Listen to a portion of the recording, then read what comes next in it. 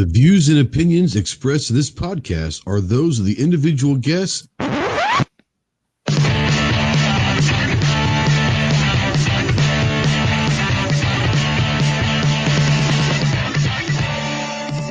If you're a sensitive snowflake that may get easily offended, then turn this off immediately. If you want to hear the real truth about the gun culture, then stick around. This is the Armed Citizen Podcast.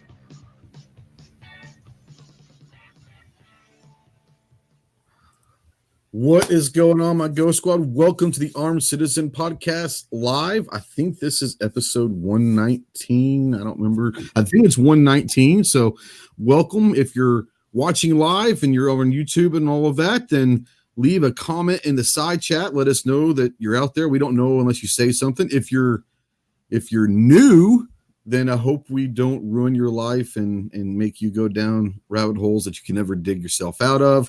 We try not to make you any dumber than you already are, but you're pretty dumb if you're even on watching the show. So that being said, I feel like I go like a little G-Webs there. You kind of insult the crowd a little bit. So I thought I'd start out the Happy New Year's Eve with that. I should say Happy New Year's Eve. Happy New Year to everybody.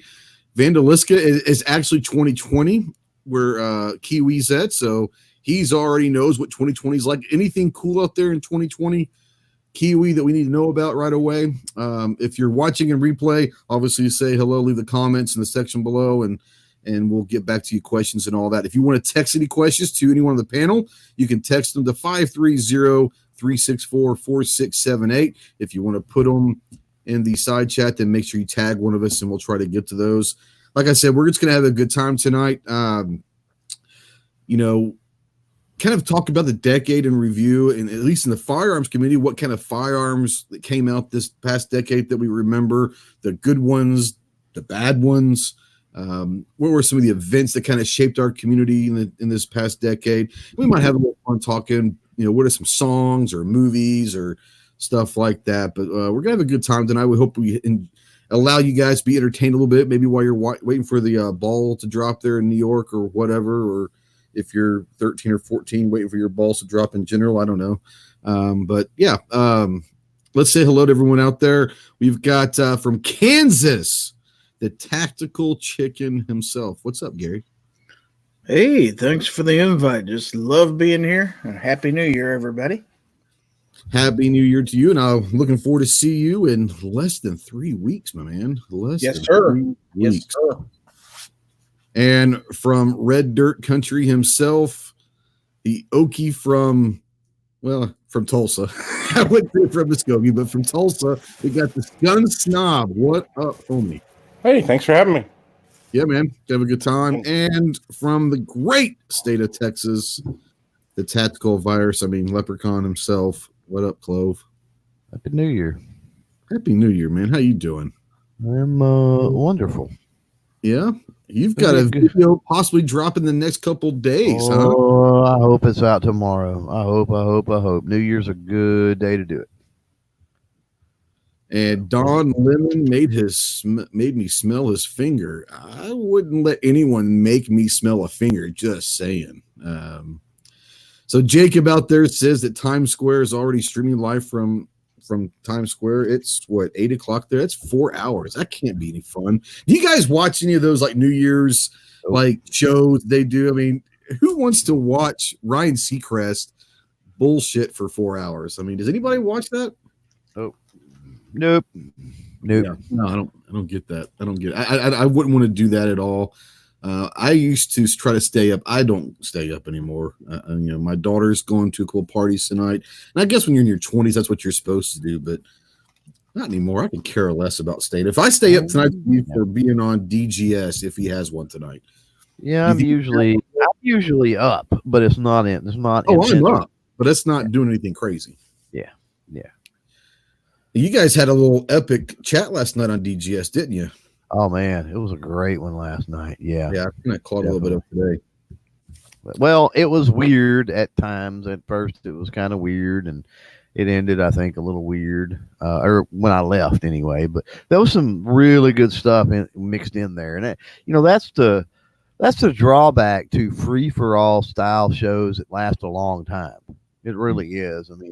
you've got really good sections. Unless you cut those out, those really aren't going to get a lot of airplay or a lot of traffic because most people probably tune out before they get to the good parts, right?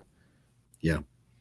Well, and there's so many good parts. If you're in, let's say, a 3 or 4 hour chat, and we've all been a part of these mega 6 hour chats at times in our lives, there's so many good parts, but it's like you had to wait an hour and a half between good parts. And it's like, who's going to stay awake through the bullshit to get to like the next good part? But if you are able to do it, then there's always some good stuff because those just, marathon chats are awesome because they can go in so many different directions.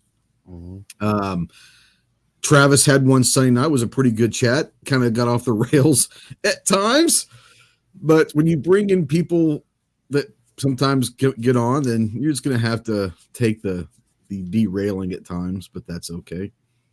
Let's see here. What's going on up there? Calavera says, being in the 20s means we have to party. I'm 29 and rather be sleeping. Yeah, but you're an old 29. You got an old soul.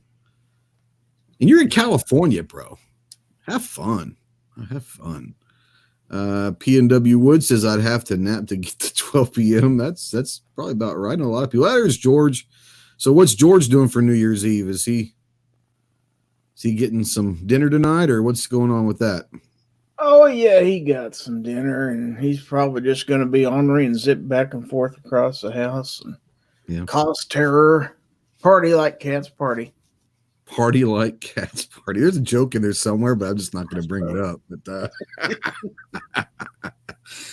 all right, so what we're going to do tonight, guys, is talk about, like I said, the decade in review, and we're going to start out with keeping it gun community and all that, with maybe some of the guns that we remembered, good and bad, because there have been some horrific firearms introduced in the 2010s. There's been some great guns, and a lot of people will talk about, at least they have in the last couple of years, about gun companies not being innovative and they're not taking the next steps. But there were some extremely innovative firearms brought out in the last 10 years that we might want to talk about. In the last couple of years, actually, there's been some really cool stuff. Some of them didn't really work out. At least the companies might not have worked out. Some of them are bankrupt. Some were bankrupt. Some of them, I think, were great concepts, but maybe should have waited another 6 months to a year to release them, get all the kinks worked out. We'll discuss. So let's start right now.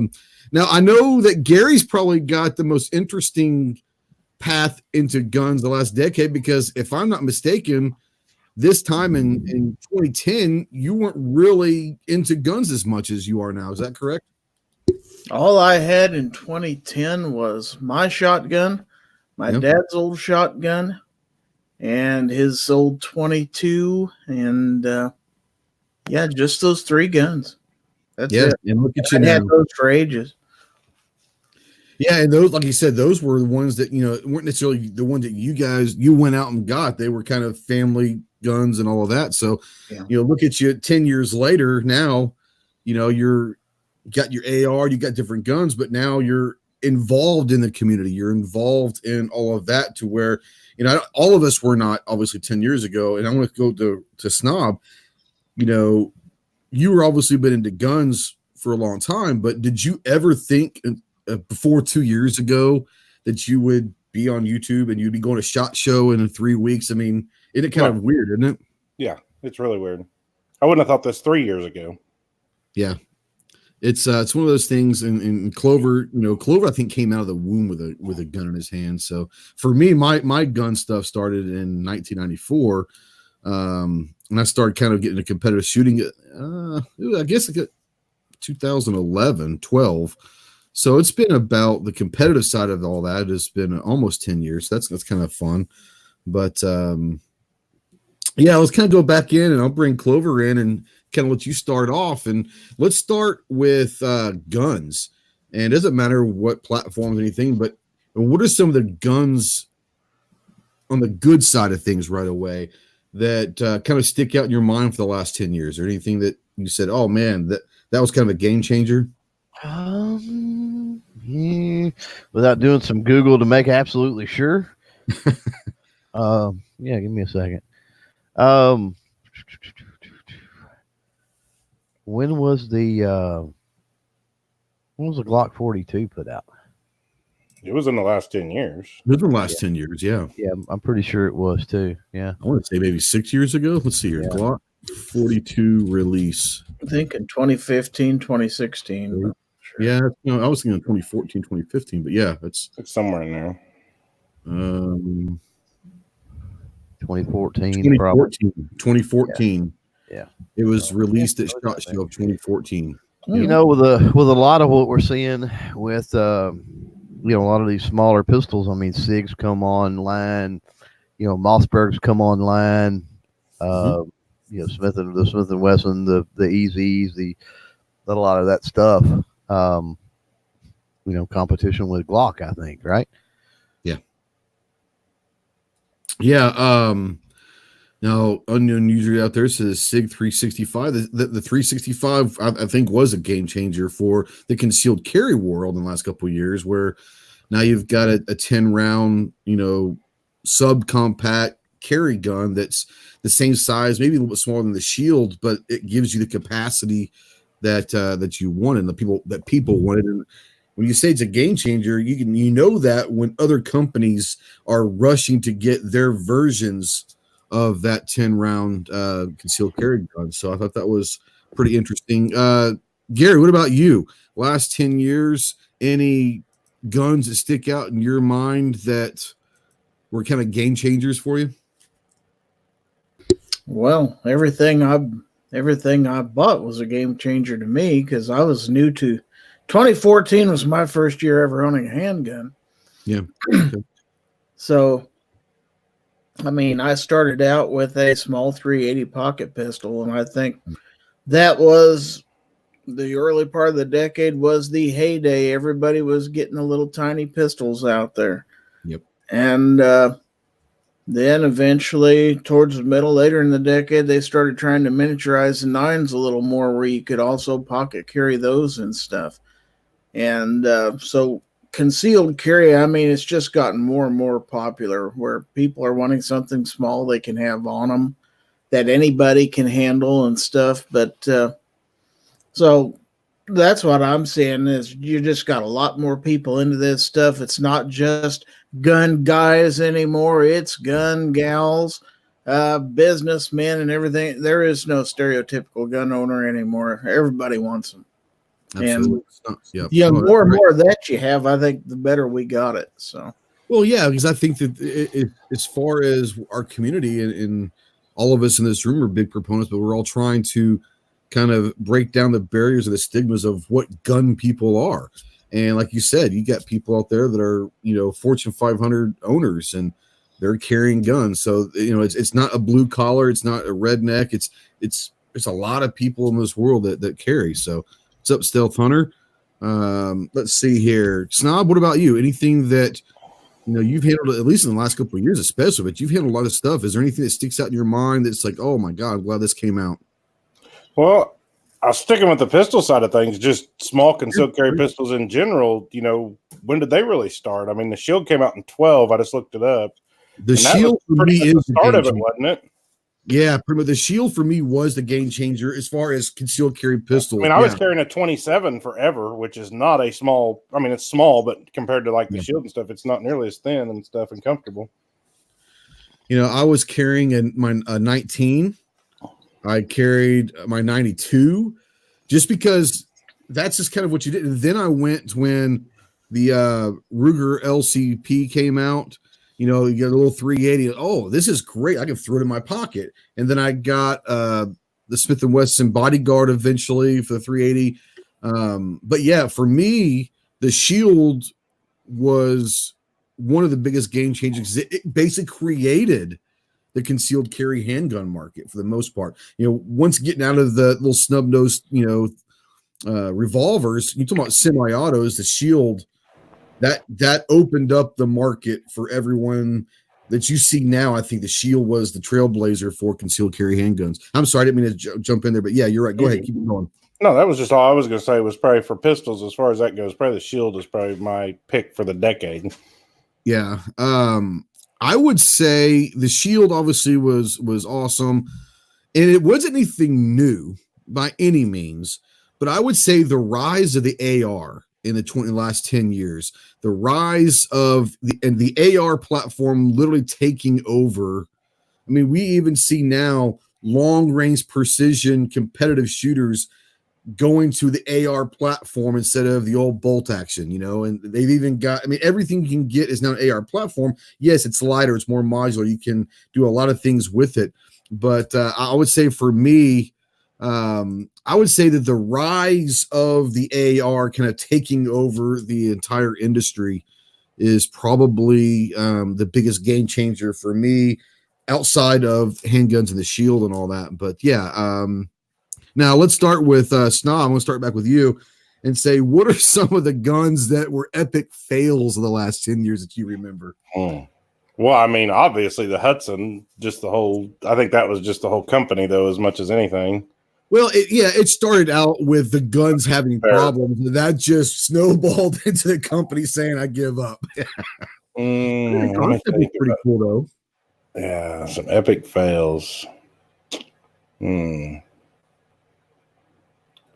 Oh, the double tap. I don't know when that was introduced, but I had one of them a few years back. I traded. That was. It's the one I have was a double barrel 9mm ported, just Derringer. Tiny little Derringer thing. Yeah. It was terrible. It was steel. It was heavy, but it was absolutely terrible. I wouldn't recommend that thing to anyone. I totally forgot about that. Yeah, I had to go look it up. But yeah, the little Derringer thing, that was pretty cool. Now, Revolver out there says, what year did the Chiappa Rhino come out? Is he saying that that's an epic fail?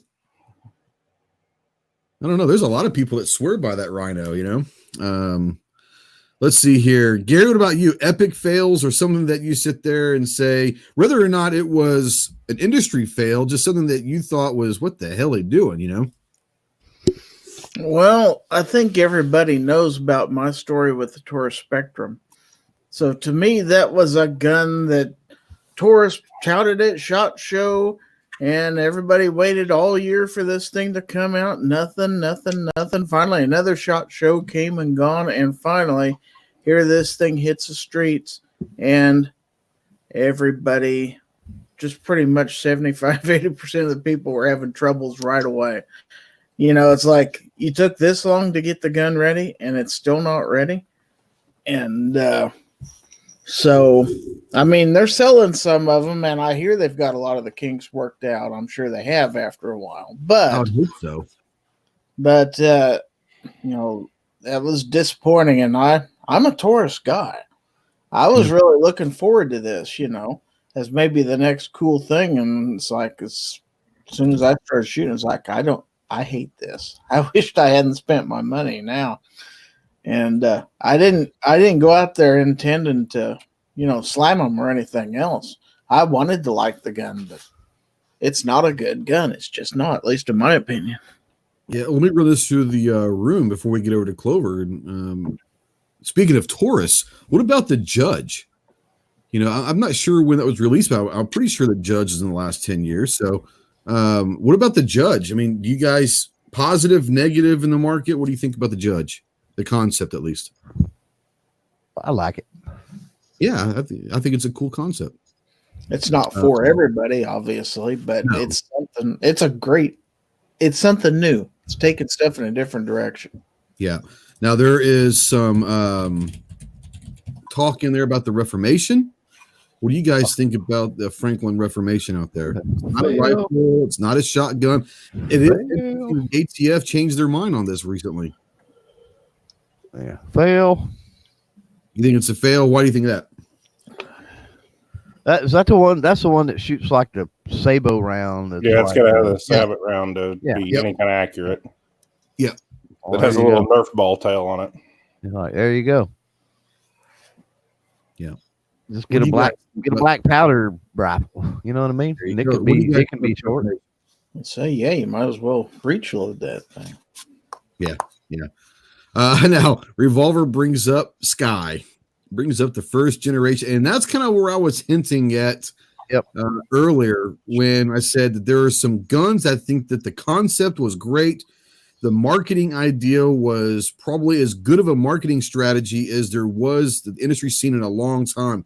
They came out with guns that they were specifically marketing for women. And I thought that was a beautiful thing. Unfortunately, the gun sucked. If they would have waited, and I know they just trying to get it out for SHOT Show that year that it came out. If they would have waited 6 months or another year just to make sure that firearm was good, there's no telling where Sky could be in the pecking order. I think it could have taken off, because that for the first ones kind of gave the colors in the without having to go after market and buying it.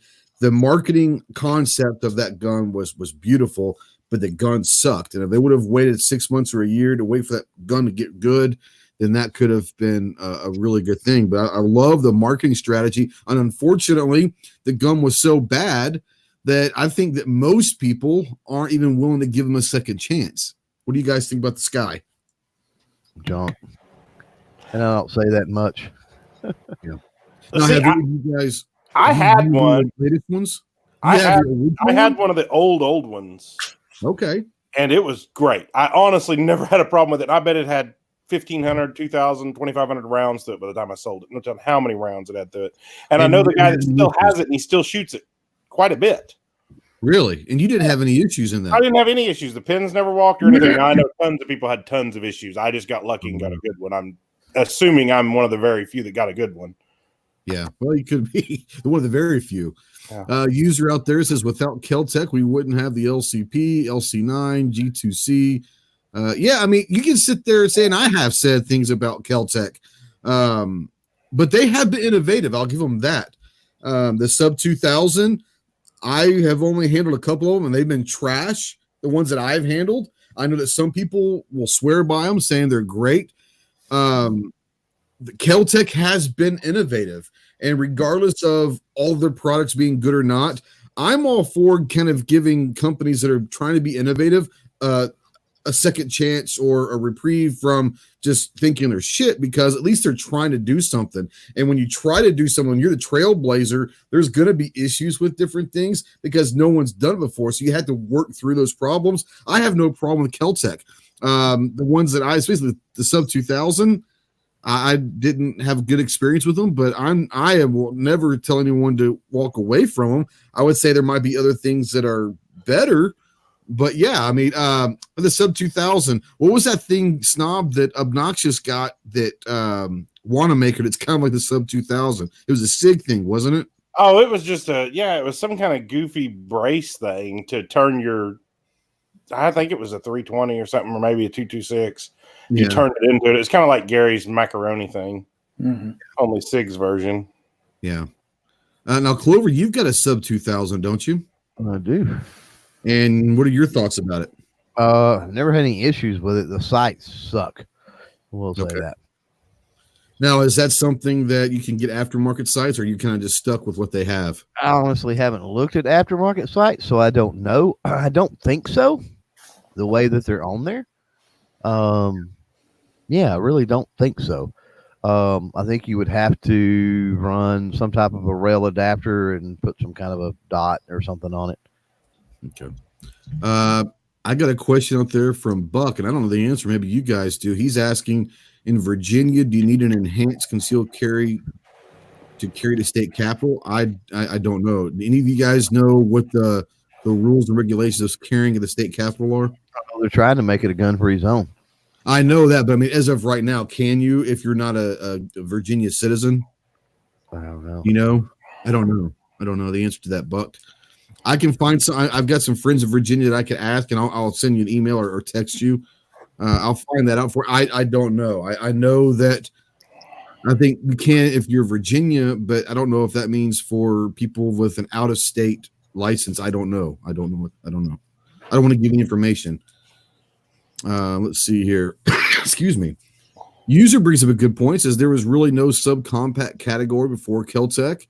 If they would just match their quality with the innovation, they would rule the world. There's something to be said about that. I mean, once again, Kel-Tec is one of the few companies that have really strived to innovate and think outside the box. And once again, sometimes some of their products are not going to be up to the standards that some people want.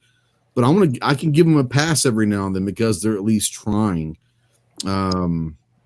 Let's see here. I don't think I missed anything out there. All right, so let's kind of move on away from maybe did I bring you up in Clover? Do you have any epic fail guns? Everybody stole all of my epic fails. I was going to say Reformation, and I was going to say Sky. So okay, well, Rich White, and I didn't realize this, but Rich White out there, as far as the judge, said it came out in 2006. Yeah, I looked that up. It was introduced way back in the early 2000s. I don't remember that. Now, what about the governor? Let's see here. While you're looking that up, I thought of another epic fail just this year. Yeah, what you got? Freaking High Point, and they're teasing us with this gun, saying, "Oh, it's going to be out in the fall. It's going to be out in the fall." Oh, yeah. So yeah. Governor came out in 2011. Yeah, it sure did.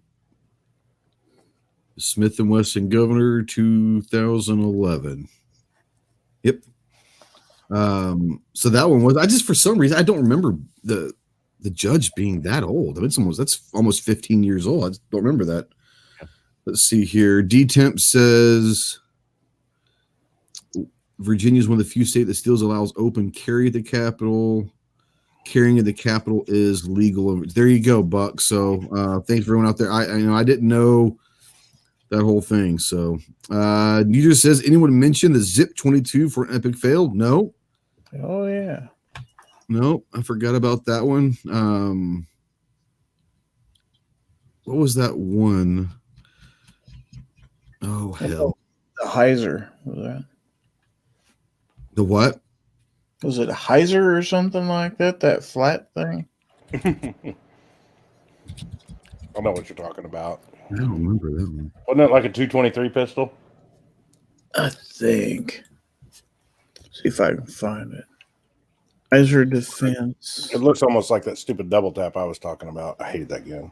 Heiser Defense PKO. They had a PKO 45 that was in SHOT Show 2018. Okay. Well, let's kind of transition a little bit over to like events. And when I'm talking about events, I'm talking about events in the gun community, things that happened. And I think that obviously there are some ones out there we can talk about, but what are some of the ones that you guys remember that maybe kind of shaped where we are now? Clover, we'll start with you. 2013 was probably the biggest year, right? You almost have to. Everybody would have to agree on that. Mm-hmm. The rallies and stuff that went on, just everywhere. It wasn't, oh, we're all going to try to do this massive rally in Washington, or oh, we all got to go to our state capitals. They were happening all over the place, in every city, in every state, just everywhere. You just couldn't go anywhere. It seemed like if you went anywhere on a weekend, you run into a 2A rally. It was crazy. So that was, it was pretty cool. Yeah, that was cool because, I mean, fighting off 23 executive orders, and, G talks about 2013 being kind of a good year because for the first time in a while, the community kind of stood together and fought. And that's something that's obviously you hate why it happened. And I don't want to get into the tragedies that happened, but there are things that have changed. Politics as far as gun control being initiated. Obviously, that's where we are right now is the politics, but there are events that kind of shape that. Snob, what about you? Any events that stand out, good or bad? It doesn't have to be bad, but good or bad that kind of happened for our community in the last 10 years? Well, I mean, one thing, it's not necessarily just an event, and it all has to do with 2013, but was with the ammo shortage, when you just couldn't go buy anything fun. Forgot about that. Yeah, it's kind of crazy. Like when 9mm and 22 ammo gets to the point to where, like, my buddy at the gun shop would get a shipment in, and he wouldn't know when he's going to get it. So he always held like 100 rounds, not a lot, but literally 100 rounds back for me. just so that I would have 100 rounds because we weren't sure when he was going to get any more ammo in. That's crazy. That will likely never happen again. Hmm. I think that was legitimately the last time we seen an ammo shortage, at least of that magnitude. I mean, manufacturing facilities, things like that can burn down, natural disasters, other things happen, of course, that causes a problem. But a scare related problem, I think the manufacturers learned a huge lesson with that because they lost tons of money by not being tooled up and having the right inventory or at the time. Gary, anything that you remember that kind of was an event that you thought, wow, that'll probably never happen again? Well, I can remember the campaign prior to the 2016 presidential elections when everybody was concerned that Hillary was going to be president. In fact, it's pretty much a done deal. Everybody was buying all the ARs and everything else, like a fervor. And then Trump gets elected and everybody breathes a great sigh of relief for a while. Everybody went to sleep. What are you talking about? Everybody went to sleep and then the true colors, it's just kind of an ebb and flow of the gun community that I've noticed, depending on the mood and everything else. And it's strange how it starts up, shuts down, starts up, shuts down. But now you're getting concerned again. And you can tell by the gun sales. I mean, gun sales are picking up. So yeah, they are. And I think there's right. And you guys know this. I'm not the sky is falling guy. I'm always at least trying to be optimistic, but dude, they're coming. They're definitely coming in. Well, there's a few factors into gun sales. So a lot of people like to put gun sales almost squarely on the political landscape, and I think we got to look at a few more factors to be fair with firearm sales. And one is the economy. Trump's done a pretty decent job with the economy.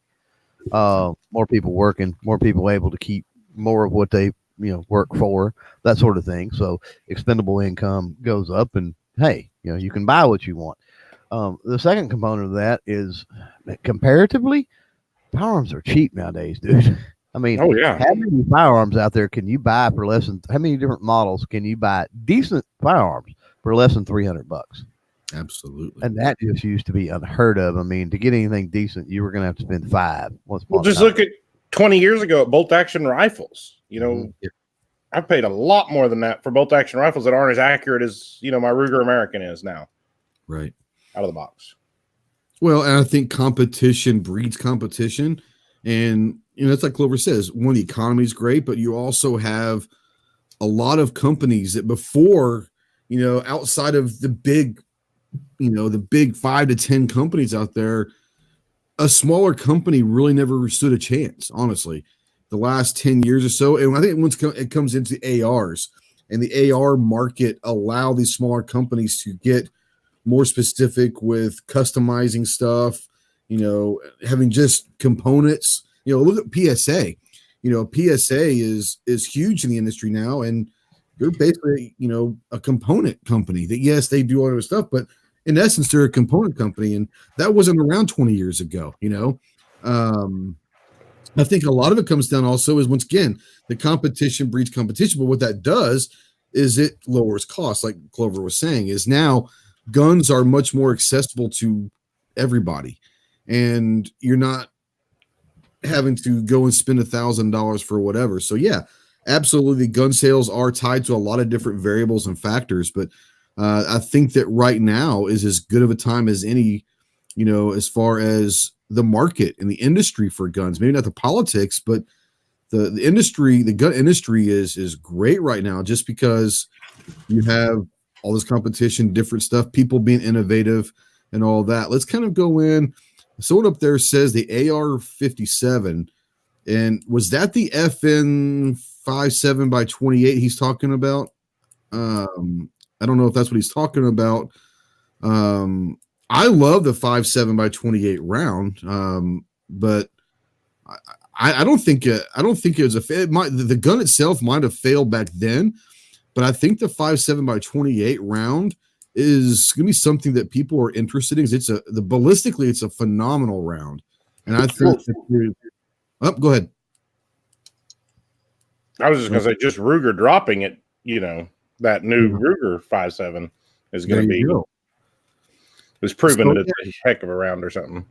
Yeah, and ballistically, the 5.7 by 28 is a great round. I think a lot of it comes down to, once again, if you're first into a market and it doesn't kick off, is it a fail or is just we weren't ready for that yet? And I think that sometimes you're going to have to be the first one out of the gate to sit there and say this. It doesn't work right now, but maybe down the line, they'll sit there and say, yeah, but the concept was great. So, the 5.7 by 28, I love that round. But yeah, it might have been a fail to begin with. I think the industry and the consumership wasn't ready for that firearm. Maybe. User says go back to gun fields. He had the Remington R51. Anybody remember that one? Yeah, I just had one loading to me here a few months back. Brand new one, supposed to be corrected.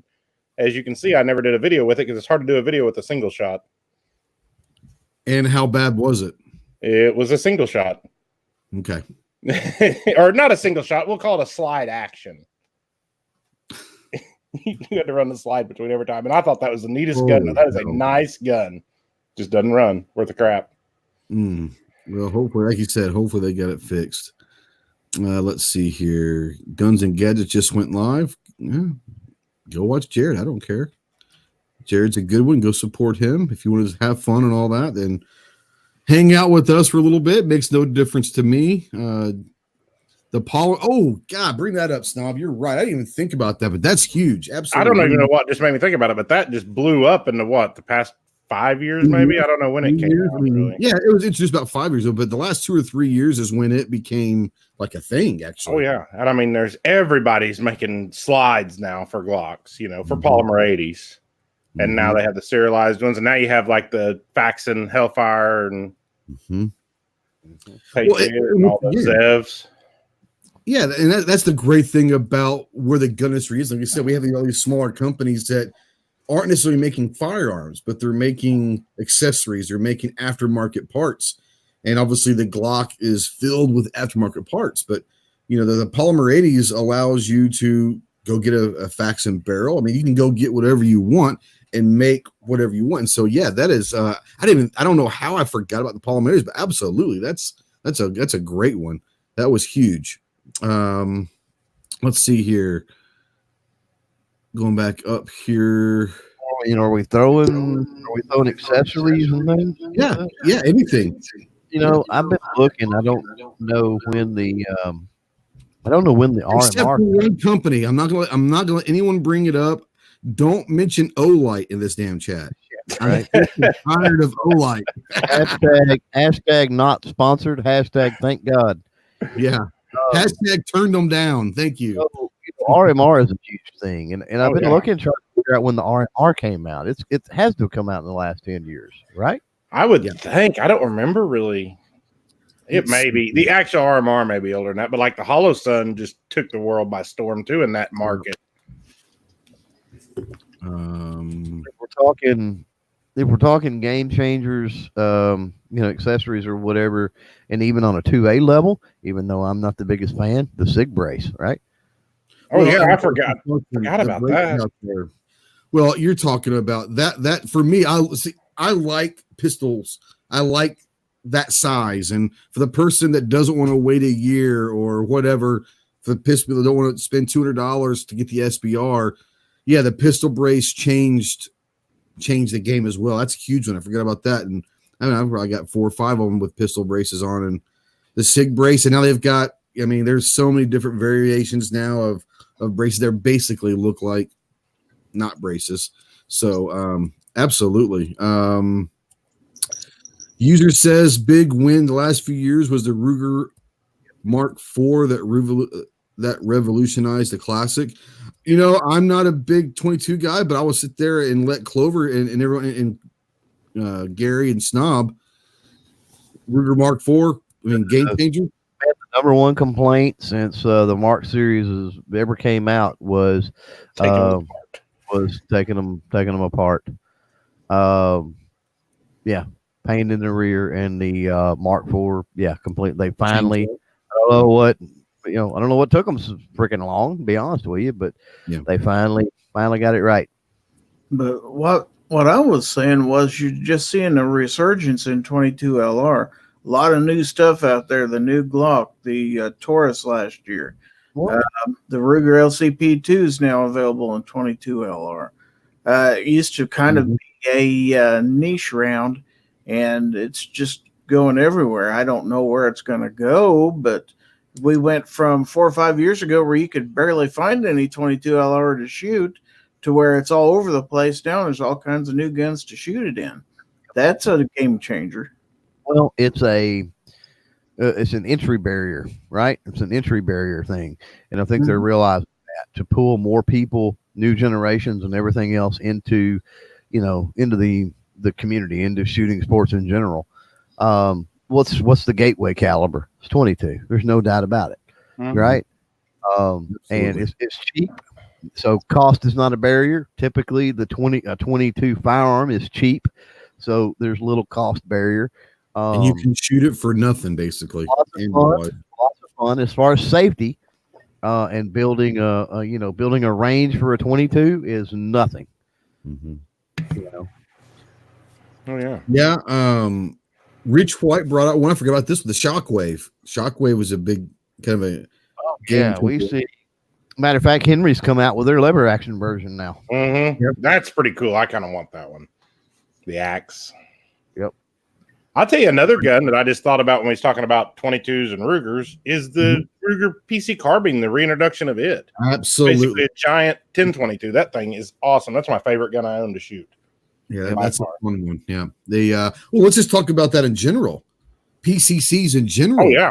Another huge kind of a hit the market in the last decade is I think that I love PCCs.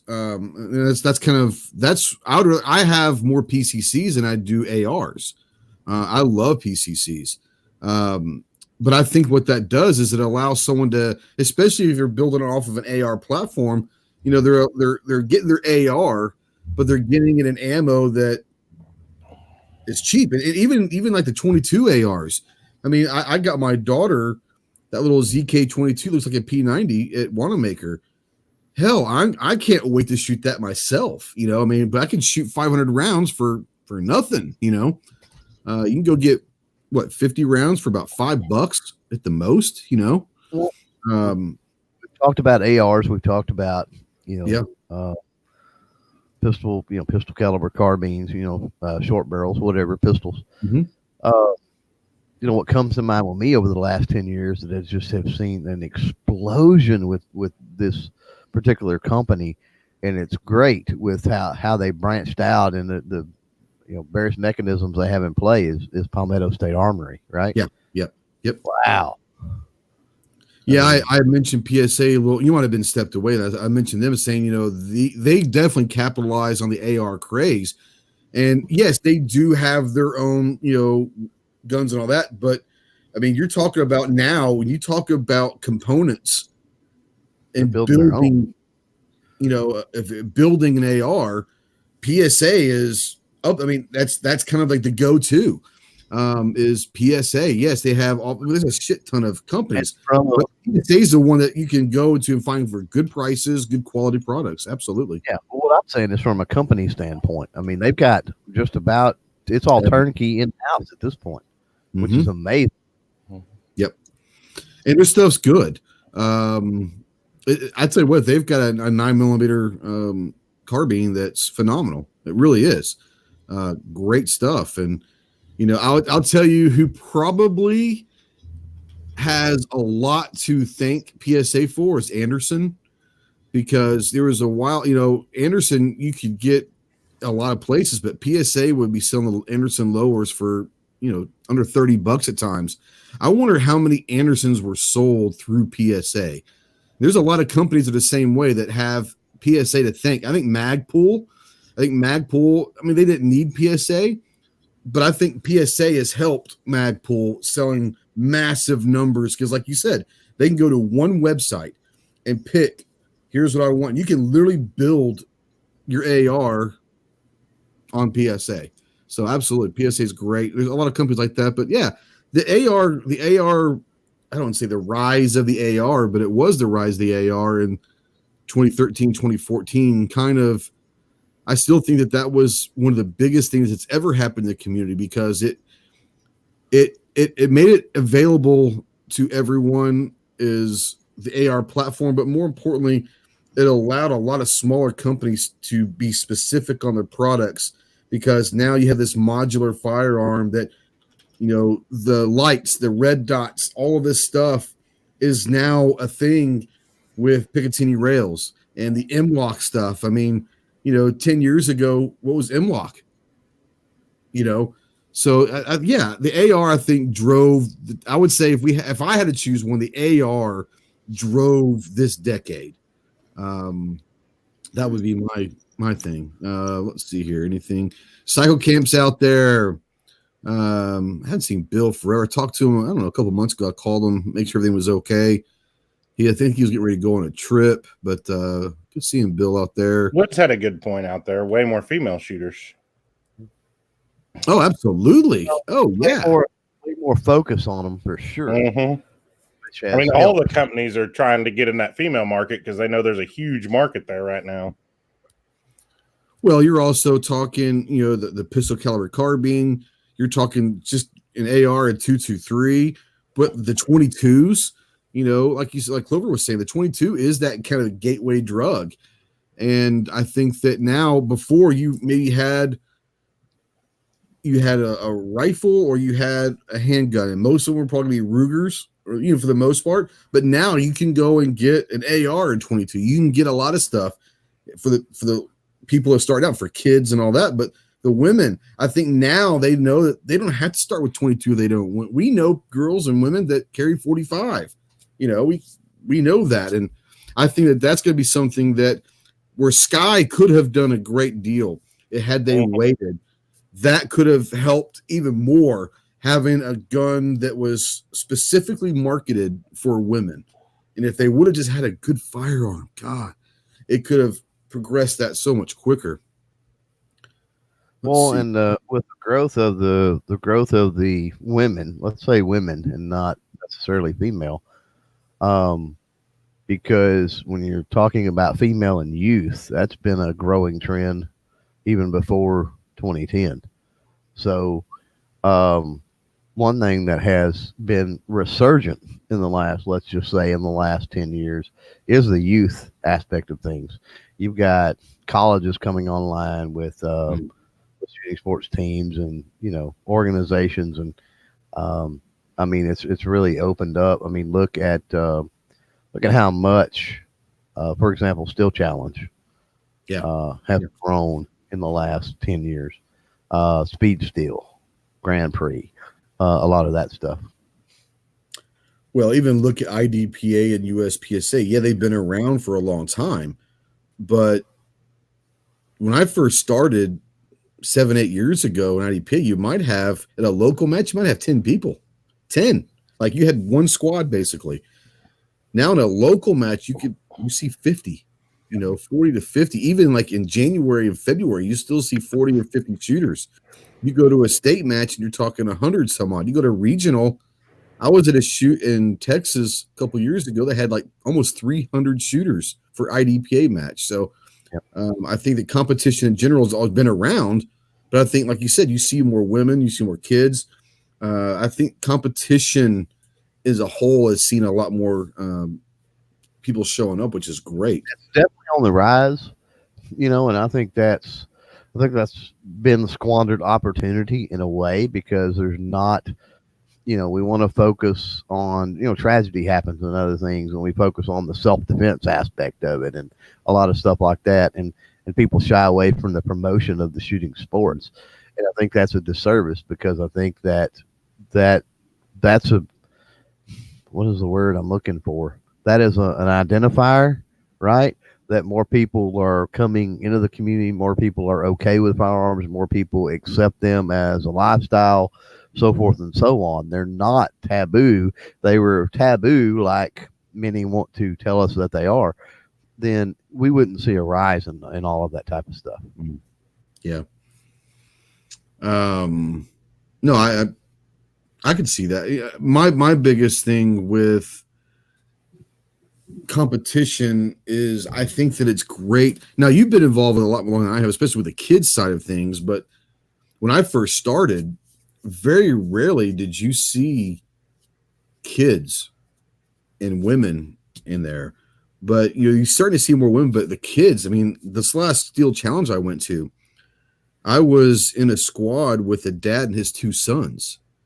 And this was all three of their first competition of any kind to ever shoot in. They're just out there to have fun and all that.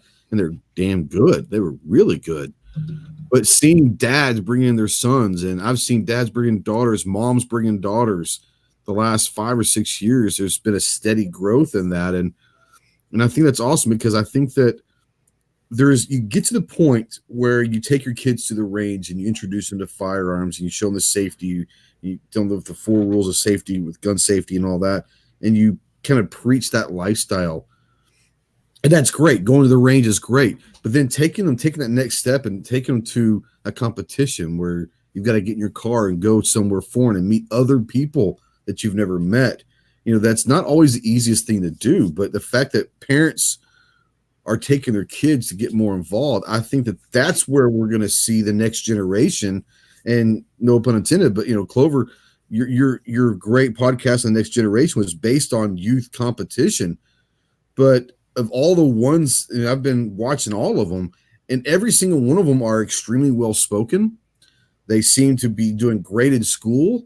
And so I think that, being responsible with a firearm at age 10, 11, 12, 13 years old, that makes you kind of grow up a little bit quicker than a kid, no offense, playing soccer or basketball, because you've got a life-changing piece of metal or whatever in your hand. So that I've seen the rise of the kids doing it, but it's also raising a certain type of kid as well, a lot more talkative. Like I said, they're well-spoken. They're doing great in school. Their grades matter. Socially, they can handle it because they're around 200 people every weekend. So is that something that you think that you've seen a difference in your time of youth competitiveness, is the type of kid that comes out to competitions? I don't think the type of kid necessarily has changed over the years. Because you get a variety always, right? We're all different, and all kids are different, and what have you. I think it's honestly, I don't think there's any change in that. I think there's a change in the number that are coming out and the numbers that are starting to experience and do things. And kudos to the other youth shooters out there, because they are ambassadors, and I just know that because of talking with so many of them, that they don't shy away from helping other people out or bringing other people into the sport if they're interested and all that kind of stuff. So that's where I think the trend is going, is you've got younger kids looking up to older kids that are doing this type of stuff, and these older kids act in such a way. You're absolutely right. They're well grounded, great head on their shoulders, articulate, smart. They have their priorities straight, which is a great thing. Many adults don't have that. And when you've got younger kids looking up to older kids, be it siblings or be it a neighbor kid or whatever it might be, cousins or what have you, when you've got younger kids looking up to older kids that are that way, this is why I'm so optimistic for our youth in the future. Is when I've seen this dynamic work and play out over and over and over again. And I know we're talking about things from 2010 to 2020, and this is not really anything that's changed, but I've seen it happen over and over again, that the younger kids look up to those kids because they're special. They act like adults, but yet they're still kids. They're not adults, right? So they have that influence that a good adult volunteer would have, but they're still on that kid level, right? So the younger kids can relate. And so in a way, I don't want to say they idolize them, but they certainly look to them as role models and stuff like that. And it just keeps the trend going, right? It feeds off itself. And, thankfully we've got a lot of great kids in shooting sports currently all across the country, some that do work directly in 2A even, and definitely ones that run charities and have big hearts and all kinds of other things. And so, yeah, I don't. That's a trend that is definitely growing. It's definitely grown in the last 10 years, and I see that trend to continue. Yep. Now, snobs out there stealing my damn thunder. The next one was I was going to bring about some of the calibers that I was just segueing it in for you. Well, I appreciate that. You read my mind, but there have been some great new calibers. There's been some calibers that weren't so great. 224 back. I'll start with you, Snob, since you brought it up out there. But what are some of the calibers that you remember, good and bad? Oh, I mean, the 224 Valkyrie is supposed to be the best thing in the world, and I still don't think they have it completely worked out with the proper twists and all that. The twist rates are going to kill them, I think. Well, I think that the ballistics of taking basically a 223, in the grand scheme of things, to be able to reach out to 1,000 yards is phenomenal. I love the idea. Once again, we're talking about something that they try to rush out to the market without fully having everything done. And I think where they're going to run into the problems, and I'll let you answer this first, Snob, is the rise of it's not necessarily the rise, but the takeover of the 6.5 Creed. I think people have almost forgotten about the Valkyrie at this point. Mm-hmm. Well, when I first asked that question, I thought 6.5 Creedmoor would have been in the last 10 years, but it's not. It was actually introduced in 07. It was introduced, but it didn't really take off. No, it's just got hugely popular in the last few years. Well, once again, you're talking about the 6.5 Creed coming out of an AR gas system is phenomenal. You're talking about 1,000 to 1,200 yard projectile, and even the military's gone to a 6mm round for their stuff. But you're talking about something that I think that, once again, the rise of the AR platform, the 6.5 Creed, probably if everything was mostly bolt action and all that, I'm not so sure that the 6.5 Creed would take off as well. I think that ballistically works extremely well with the AR platform. What does? I think the 6.5 Creed would not have blown up as much had the AR platform not taken off in the last 10 years. I kind of disagree with that. Do you? Okay. Yeah, the 5 Creed's a good round. I mean, and I'm not saying it is. I'm not saying what I'm saying to you is. Well, it's an exceptional round in a bolt rifle, and let's look at the most popular calibers in a bolt rifle, which are probably going to be either 30-06 or 308. Right. One of the two. Both 308 caliber, right? At either way you slice it. Right. And I think even with just the bolt market, I think 6.5 would have still taken over. Ooh, I don't know. I don't think it would have taken over, though. I'm saying that's what I'm saying is I don't think they would have taken over if the AR rifle would have become prevalent even with hunting and all of that. I think the AR platform made people start thinking outside the box. Like, we're going to go with 308, 306, and all that. We're going to go with these different calibers that might have not have been as popular. I'm not saying the 6.5 Creed wouldn't have been a great round. I'm saying it wouldn't have taken over, I don't think, without the rise of the AR. I don't know. Go ahead, Snub. I just thought of something while you were saying it, and I went and looked it up. Probably the rifle that may have pushed the 6.5 Creed as much as anything is the Ruger Precision, an affordable precision rifle. And that was introduced in 15. It's game-changing as well, yeah. Yeah. That's a bolt rifle, by the way. Yeah. I understand that. But, yeah. No, I'm not saying the 6.5 would have failed. I'm just saying I think that the AR helped. I'm not arguing with you saying that in a semi-automatic it was not a factor. I'm not at all saying that it was not have a play into it. It certainly did, but I do think that it would have. I do think that it would have overtaken 308 regardless, because the bolt rifles in 6.5 Creed are just amazing. There's another one that's kind of in this same realm that we'll talk about. It's the 300 Blackout. 300 Blackout's been out for a long time, maybe different names and all that, but definitely in the last 10 years, it's kind of, I would say even the last 4 or 5 years, it's kind of where the 300 Blackout has kind of taken off. And I know that you're a big fan of the Blackout, Clover, aren't you? Yeah. The thing with the Blackout, I can't even remember the first Blackout I had. It was probably 2008 or 9 maybe or something, and it was out even before then. And people were talking. Well, it was the 300 Whisper before that. Let's be honest. So it's been around for many years. That's what I'm saying. It's been around forever. Yeah. But, as far as adaptation to the AR platform, right?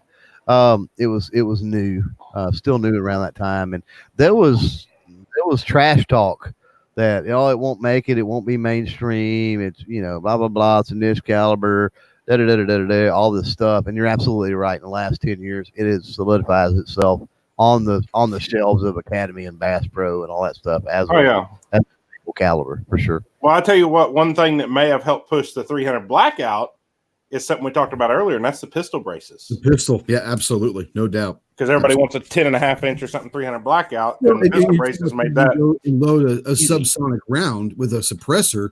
I mean, that's Let's pull legislative issues and 2A issues into it, which also help the 300 Blackout, opening up suppressors to be used for hunting in as many states. I don't even know. Was absolutely phenomenal for the 300 Blackout market at that point. Yeah, and imagine if the suppressors had been off the NFA, how huge 300 Blackout would be even more now. Oh yeah, no doubt, probably so. It would be. I mean, it's already pretty big, but enormous. But now, go ahead. Well, I was going to jump back on the 224 Valkyrie for a minute and the twist rate. The what everybody's landing on right now on a twist rate is 1 in 6.5. And I've got to say this: I've got some 100 grain. Your average 224 Valkyrie is a 90 grain, and I've got some 100 grain 223s that I've shot a few. I haven't shot many because they're hand loads. You can't get those projectiles anymore, unfortunately. That I have a dedicated pretty much rifle for the heavier 223 stuff, right? And it's a 1 in 7, and it does well with a 24-inch barrel. So I'm thinking when we're talking about the twist rate and stuff, I've been of this mind for a long time that it's the combination. A lot of people are wanting it in the shorter barrel with a brace or with the 16, 8, maybe 18, but definitely probably no longer than that. And with that particular twist rate, it does need that extra little bit of barrel length. Yeah. Some more calibers being thrown out there: 6.5 Grindle, 450 Bush, been around. 350 Legend. Yeah. Now there's a question out there. I never heard about this. Maybe I'm just ignorant, but someone's asking about the AK and 50 BMG. Did you guys hear about this? That one guy made one that has a YouTube channel. I can't never think of his name. A 50 BMG AK. How did that work? Or did it work? I don't remember. I don't know if I watched the video. I just seen it before. Okay. I never heard about this. He's somebody famous. I don't remember his name. He's got long hair. Somebody will probably say it out there. One thing too, since we're talking about calibers and that deals with ammo, one thing that happened post 2013 with the ammo shortage and everything was the influx of people getting into reloading, which was pretty amazing. No, that's true.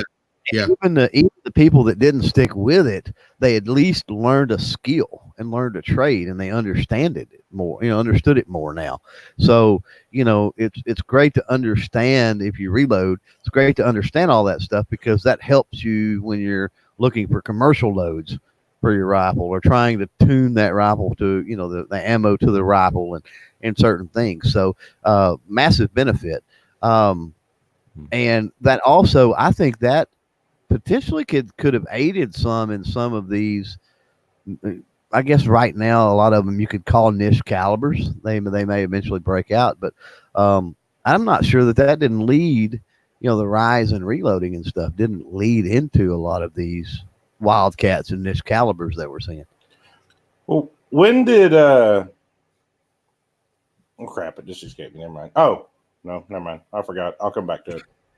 Well, I was want to say I can't remember who was user. I think it was user out there said he'll never buy a 6.5 Creed because he doesn't want to convert to metric. Hashtag mirror. I'm not smart enough to convert to metric, so you know. Oh, I know what it was. When Yeah. did Clover may know the answer to this? When did store ammo actually become really, really good? I mean, store bought ammo become as good as your reloaded ammo, basically, as far as target ammo and stuff. Because when I was younger, I remember you had to reload or you didn't get good groups. Don't. Okay, here's the thing. Here's the thing with Please fast don't get the reloading thing because you know he'll show up. with the factory ammo versus reloaded ammo. You're never going to get across the board anyway. You're never going to get as accurate with factory ammo as you are with with reloaded ammo.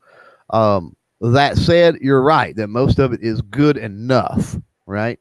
It's good enough that you could probably compete in a match and not look like a total fool, and it's certainly well enough to punch paper and or hunt with.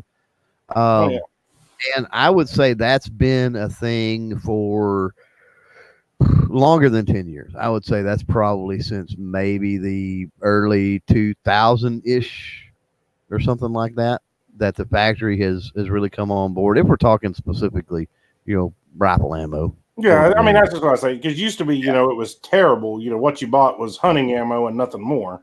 Right. You wasn't buying target grade ammo. You have seen a surge. Nothing but shoot at the range, You have seen a surgeons, and it's not that if you go back further than 10 years, it's not that it didn't exist, but you have seen a surge of match ammunition nowadays, where you didn't see near as much match ammunition, past 2010. You didn't see as much of it being produced, and it's because it didn't sell. It was more expensive, and people didn't buy it. But now people get into the long range and the precision and whatever it might be, right? And so they'll buy that up as opposed to reload, assuming they can find a load. And that's the other thing is not all rifles. You can go to Bass Pro, wherever, pick your local gun shop, pick your poison, buy 2 rifles with consecutive serial numbers, same brand, same model, consecutive serial numbers, and one like one ammo and the other one like a different ammo. So that's sort of where the reloading comes in, is you don't have to, you put the investment in the equipment, and then you don't have to buy a bunch of ammo and go to the range and try a bunch of stuff constantly and all that. You just work up your load and tune it in, and you're done. Now, it has nothing to do with reloading necessarily, but kind of sticking with the ammo. And I know that hollow points and all that have been around a while, but a lot of companies are getting into the defensive rounds and all that. More importantly, you see a lot of like Fort Scott munitions and looking at alternate non-lead based projectiles, and that's been huge in the last 10 years. Yep. Mm-hmm. That stuff did exist very sparsely before 2010. But not on the main scale it is now. It's everywhere now. Yeah, I mean, we've got polymer, we've got just all kind of stuff.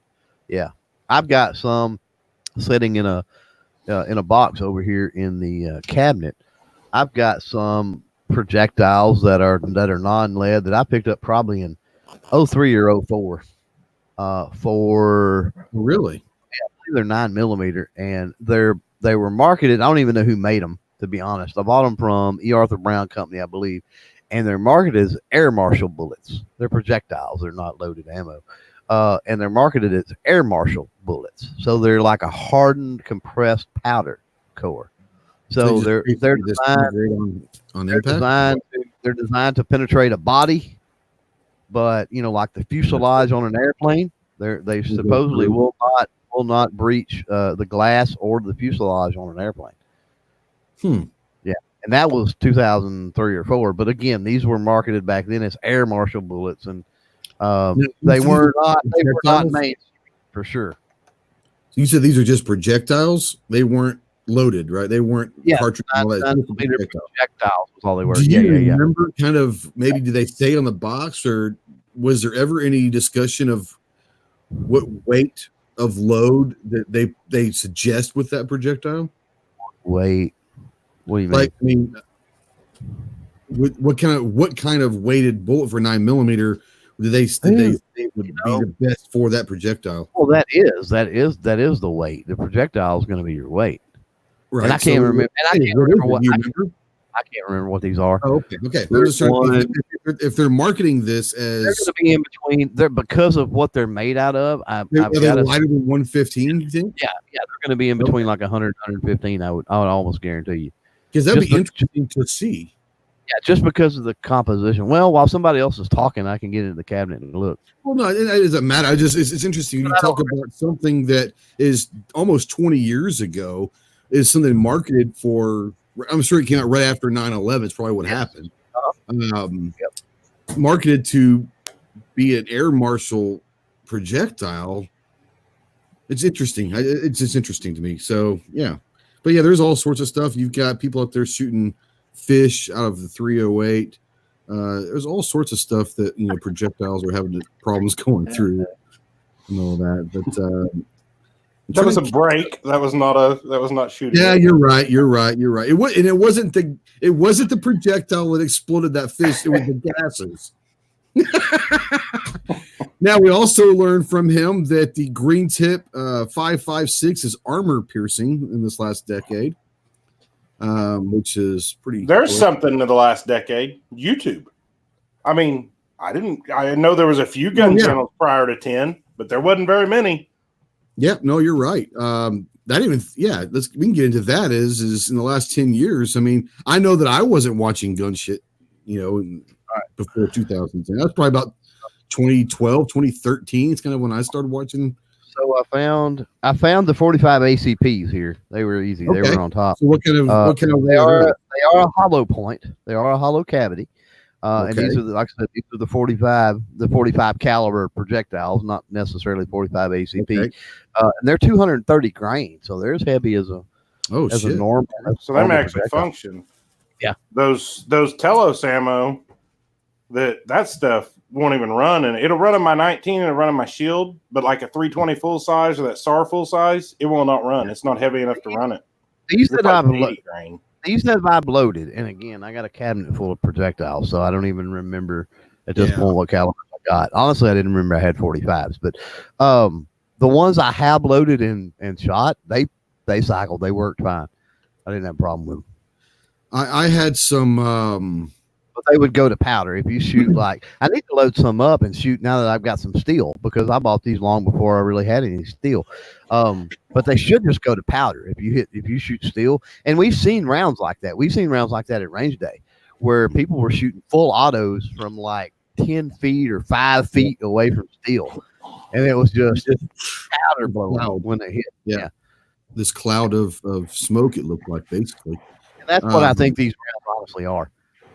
Well, and I had, speaking of what Snob was saying about the SAR, is I had a buddy send me some polymer tipped ammo, I don't know, a year or two ago. And I ran, in that SAR 9, I'm close to 5,000 rounds in that thing now, but literally the only ammunition that I had issues with was the polymer tipped ammo. For some reason, it doesn't like to cycle that stuff, and I don't know if what it is, but that is, you mentioned the SAR, and I know that you're probably talking the full size, but in the SAR 9, man, that's the only ammo that I had issues with was a polymer projectile ammo. It's weird. I don't know. Maybe it is too light. I don't know. Well, that Talos wouldn't run in my 320 either, but it would barely run my 19. Okay. I had no problem with other guns running that ammo. Well, I shouldn't say that. I had a couple of issues with a couple other guns, but not many. It might have just been a bad batch as well, but I'm trying to look up here. They're talking about reloading out there. Glasses, safety slugs. I'd say something that's kind of been interesting that's come out in the last decade is the kind of the laser attachments that you're finding now for rails that have the app that you can do dry fire. All of that stuff is the Manus X, but there's a ton of them. But I mean, even the Circ guns, but those have been great for people that may not have a range around them. There's the kits now with the barrel kits with the lasers that are pneumatic. Is pneumatic the word when they use the cool fire trainers? Like Cool Fire. Yep. I know CERT has CERT's come out with an AR that you can work that with, just like the handgun. They've got one for the barrel for the AR now. So yeah, I think those are great because it does give people a chance to get some dry fire in without just sitting there pointing at a wall or a TV screen or whatever. But what I like a lot of them are doing now as well is they make it a kind of a competition where you can get this app and you can join, leagues or whatever and kind of shoot with your friends across the country, which I think is a great idea because it's, once again, if you can make it fun, maybe you'll do it more. So a lot of the training aids that have come out have been phenomenal. I mean, there's just so many things, and I can't wait to see what happens in the 2020s that, there's going to be something that happens that we're talking about 10 years from now. We're like, I never thought I'd see something like that. Maybe a Glock AR or a Glock revolver, Let's see here. Air Marshals carry 357 SIG or 40. Yeah, I would say most of them probably carrying 40. What you got there? This is what I was going to say next. And I know we're not talking Olight, but the difference in flashlights. This was my carry flashlight in 09. This was a top of the line flashlight in 09. That was compact back then too. Yeah. Oh yeah. And this is one I carried for work. How many lumens that thing have in it? 0, I believe. 4. Yeah, you can get for no money now at just about any store a decent flashlight that'll last you forever. And they've got rechargeable ones now that you just plug into your USB and never have to worry about them. I mean, yeah, this was I don't remember what I gave for this, $200 or something whenever I got it rechargeable. And this one, this tiny little one of the company we shall not mention, is tons brighter than this one ever was. Yep. Yeah, I'm just messing with Olight. And like I said, my problem with Olight is I understand what they did, and they were smart in doing it. The problem is when you send 1,000 people lights and they all drop their video within 10 minutes of each other, you just like, what the? I mean, do we need 1,000 people doing the same review and being told when to drop it? I mean, that it just drives me nuts. And once again, they didn't send me that. I paid for that. This is not within the last 10 years, of course, but this is certainly why you see flashlights the way they are is the element or the bulb or the LED or whatever you want to call it, I guess, that's a Cree LED or at least a Cree knockoff. And so Cree developed those back in the 90s. And yeah, for some reason, manufacturing, you're right, in the last 10 years or something like that has caught on. I don't know if a patent expired really or what happened, but they went a little crazy with it. Yeah, I think this one was Gary is out there, Olight. Yeah, I got a couple of them. 3. Yeah, they suckered me into. No, they're good stuff, and they are. They're good stuff, and like I said, they did what they wanted to do. It gets annoying that that there's going to be a release, you're going to see 1,000 videos and 3,000 Instagram posts on the same damn thing, and it's just like, I'm just going to stay away from Instagram for the next 6 hours since that's all we're going to see is Olight shit. But no, it's all good. I will say, let's kind of go back to what I think Snob brought up is YouTube, and not necessarily just YouTube in itself, but how the gun community has utilized YouTube.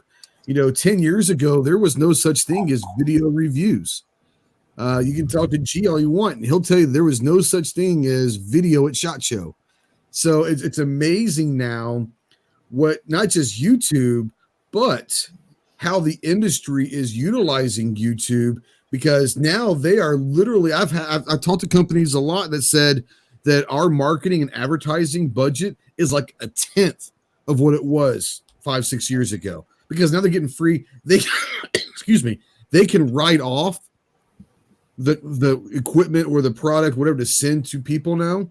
They're going to write that off anyways. And now they don't have to worry about print ads or anything like that. They've got unlimited amount of people that they want to do reviews on them. So, and they're not having to pay $40,000 or $50,000 to a TV program, the gun shows, that I used to watch back in 07 or whatever.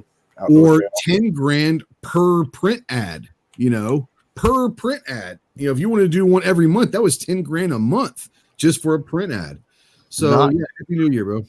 Not to take this in a direction, at least yet, of society or pop culture or anything, but in the last 10 years, the amount of people that have dumped traditional television, whether it's antenna, cable, whatever, and moved strictly to online, and for the most part, like YouTube social media content rather than even Netflix, Hulu, Disney Plus, whatever, HBO Plus, whatever.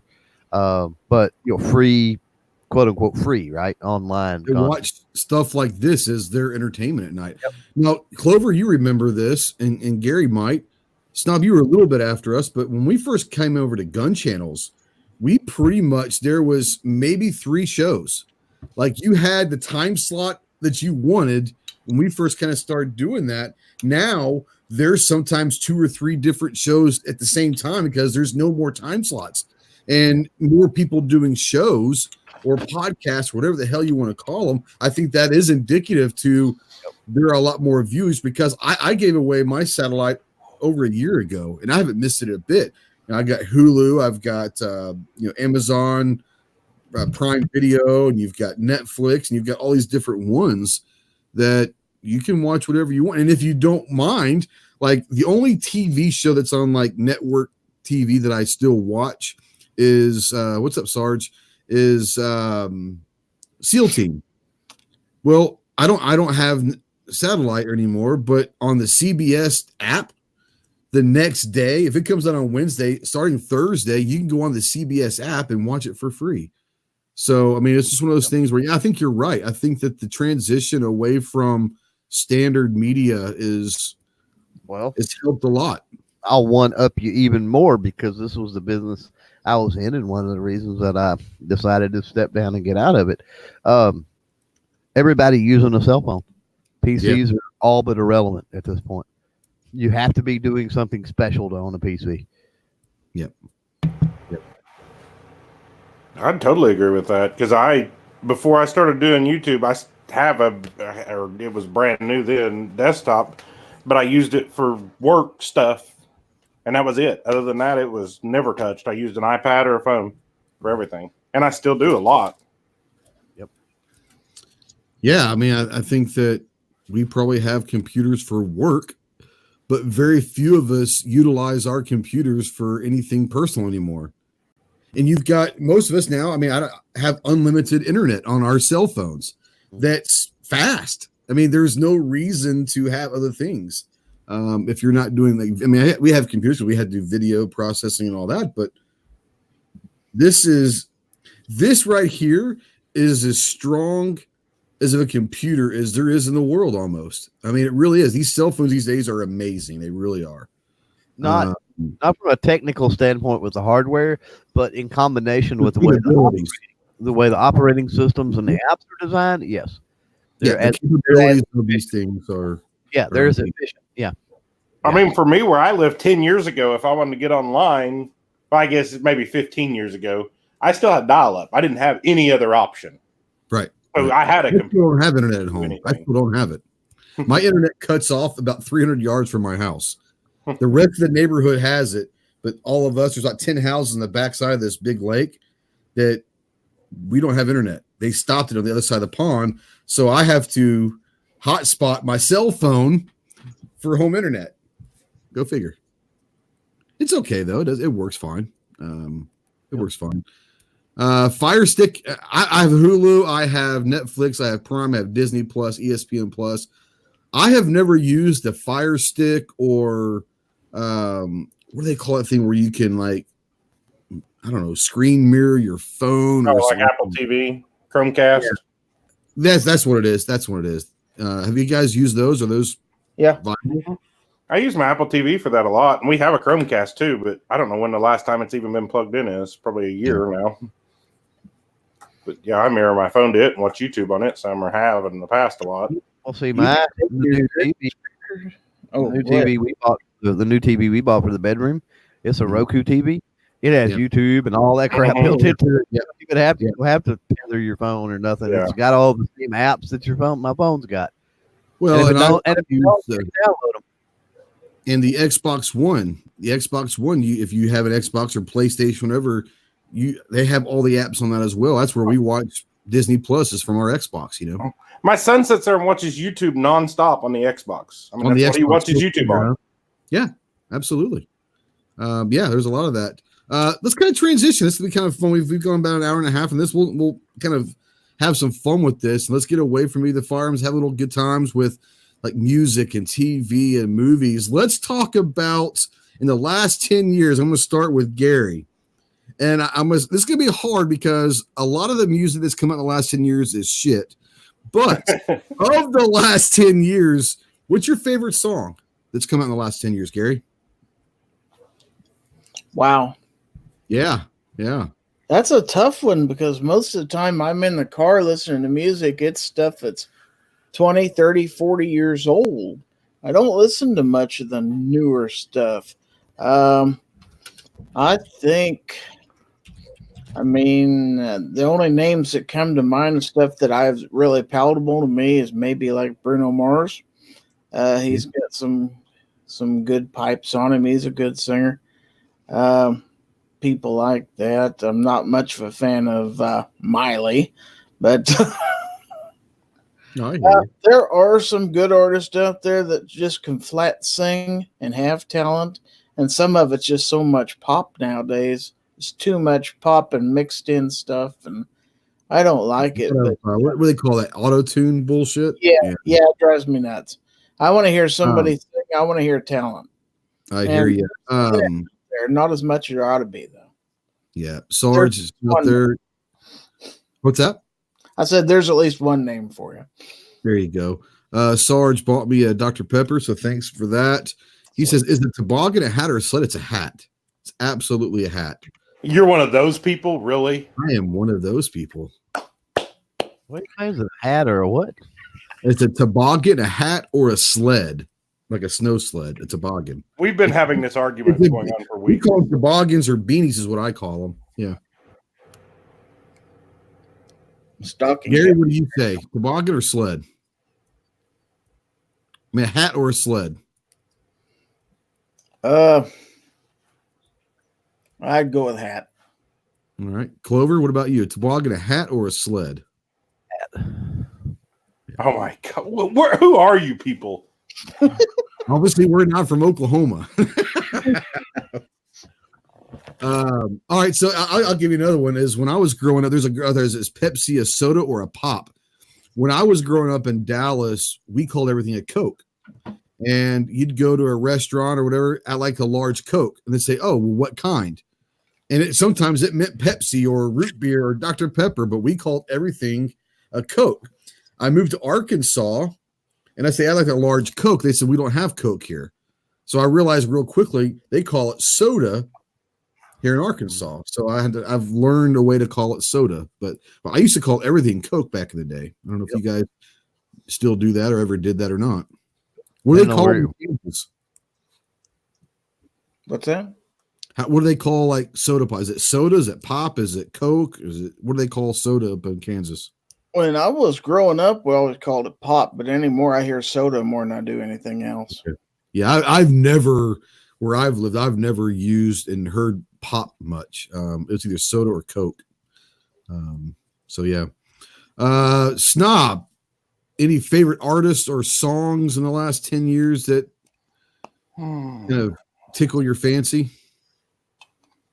Let's go with Five Finger Death Punch. Okay. Battleborn. There's my favorite song of the decade. It's a good song. I would have said country, but nobody here to know it, so I just left it with rock. Well, I'd heard of them, but I'd never really listened to Five Finger Death Punch until maybe 6 months ago. I want to say I was driving home from Indianapolis and was going to go on live on the road, and someone said, "You need to check them out," and they've got some cool stuff. I enjoy them. And there was one about like a veteran or something like that. Someone told me to listen to it. I can't remember the name of that song. It was pretty awesome. But yeah, that's good stuff. Clover, what about you? Bands or songs that stick out in the last 10 years? Gaga come in, got a lot of stuff in the last 10 years. So does Katy Perry. Who are you? he's a little girl, deep inside. Yeah, I've got the musical taste of it. I don't really. There's very, very few artists. Here's the thing with me: there's very few artists, and even songs that capture my attention unless they're a few decades old. And I usually come in. I'm a very late bloomer when it comes. I always have been, because back in the late 70s, early 80s, whatever, growing up, was around my grandparents a lot, and it was like 50s and 60s and maybe 70s music. You know what I'm saying? So it was behind the times music that I always listened to. I got into school, yeah, and then like through the 80s, your metal, your hair band, your stuff like that. Really got into that because that was new. But then, after the Garth Brooks, Alan Jackson, George Strait phase, I would say, in country of the and in the grunge phase and all of that of like the early 90s, early mid 90s. I don't know. I just really got out of the music scene because I seen it just going down a road that I didn't like. And so I kind of stopped paying attention at that point. So after that, I would say after the mid 90s anyway, I'll accidentally hear something and it'll be old. It'll be 20 years old or something. Mm-hmm. And I love it. But that's kind of how I come upon music. I mean, unless it's, again, something that my kids had listened to or something like that, and I was exposed to it. And that's where the Katy Perry and the Gaga come from. Yeah. Robin Thicke? Seriously? Strictly on the lines of watch the unedited video and you'll love the song. I want video. Okay.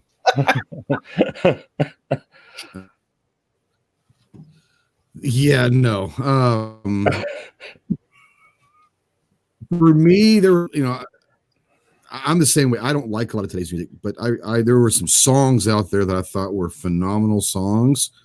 I will say that I'm not a huge Bruno Mars fan of all of his music, but I will say this: he is definitely a dude that I probably would like to go see in concert. I bet you he puts on one hell of a show. He seems to be energetic and all of that. So I'd say that Bruno Mars kind of get some great songs out there. My favorite song, probably the 2010s, is there's a couple, but if I had to pick one, I would probably say, oh man, damn it, Empire State of Mind by Jay-Z. I'd say if that the last 10 years, that's a good one. Not more than 10 years though. That Right. might have been 2000s. Shit, I think it was. It was called New York. Huh? It was called New York. Empire State of Mind. It is Empire State of Mind, the one with Alicia Keys. Okay. Yeah. Is there a date? Where's the date? Empire. That's fine. That might have come out right after 9/11 for all I know. Then if that's the case, then there's probably not a song out there that just 2009. That's close enough. 2009 is what I'm pulling up. Okay. All right. Honest mistake. Close. So let's kind of go through as far as according to Billboard. All right. According to Billboard, what are the top 5 songs of the 2010s? I couldn't tell you. I'll take a nap. Can anyone guess what the for the tens according to Billboard? Now I'm sure you can go Google it and all that, but what do you think it would be? Gary, you have any idea?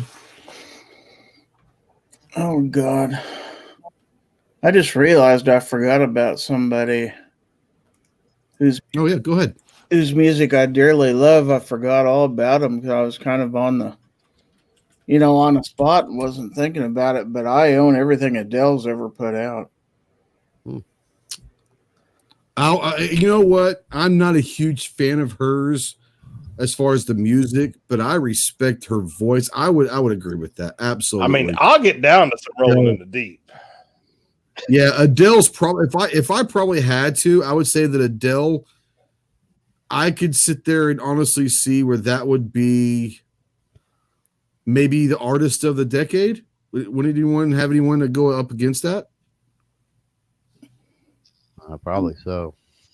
Just look at the demand for tour tickets when she was touring. I mean, for sure. Of course, she's played it smart. She doesn't release a lot of music. I mean, her albums are like 5 years apart.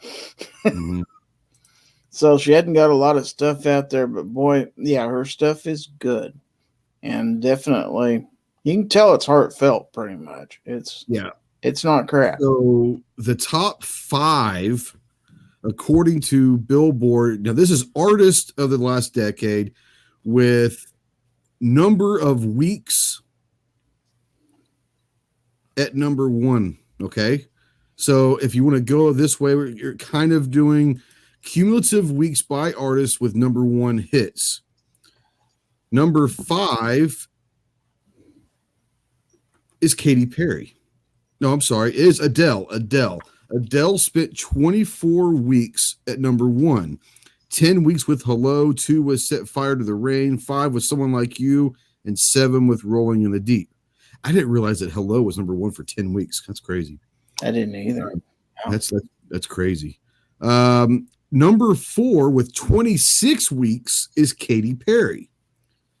She had 6 weeks with California Girls, 2 with Teenage Dream, 4 with Firework, 5 with E.T., 2 with Last Friday Night, 1 with Part of Me, 2 with Roar, and 4 with Dark Horse.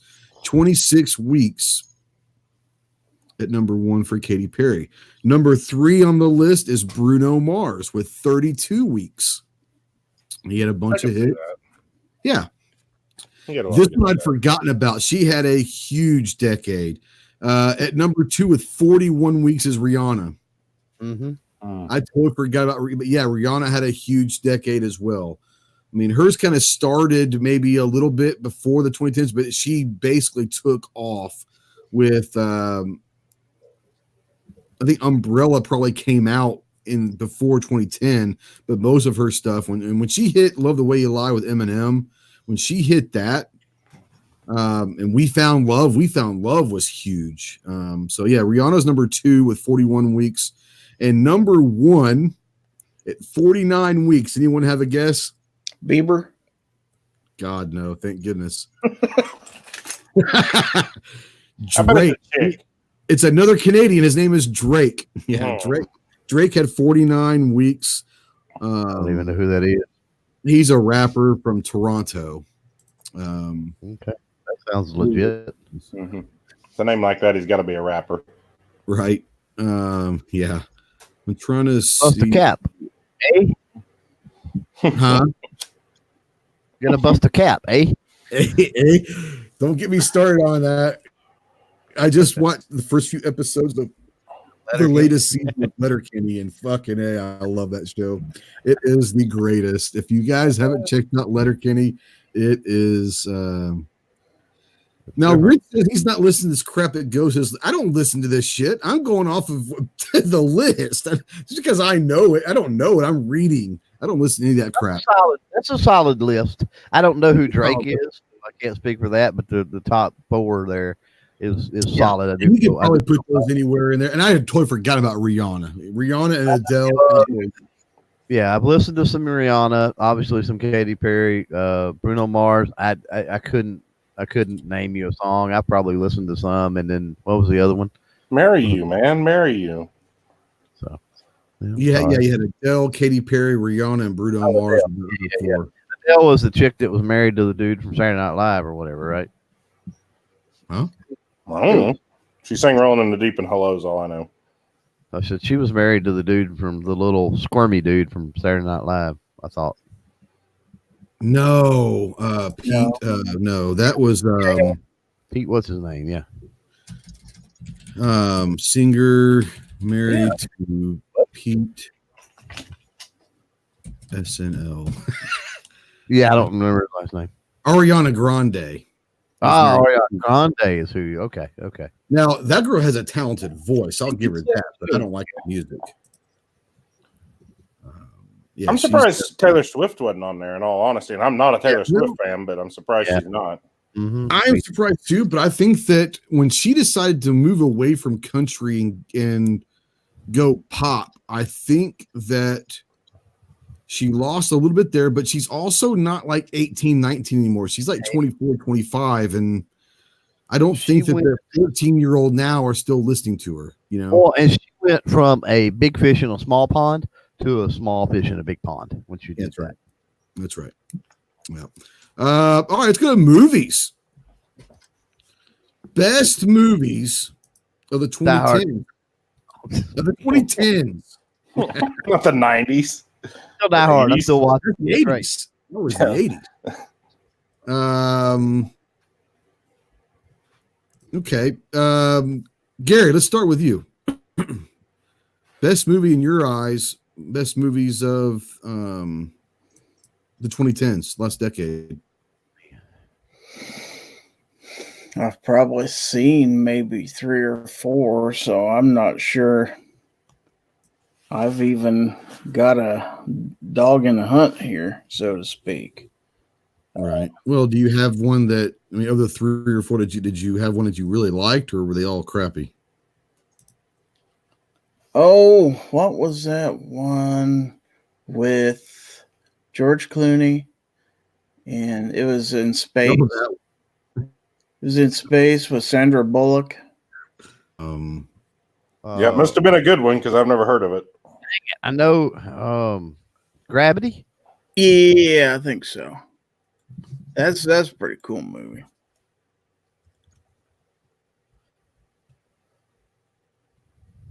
I don't think I saw that. I remember seeing the highlight, what do you call it, the trailers and all that for it, but I don't remember. Gravity. I never saw that. Yeah. Kind of a neat end. Let's see here. Snob, what about you? Anything that Smoking a Bandit. There you go.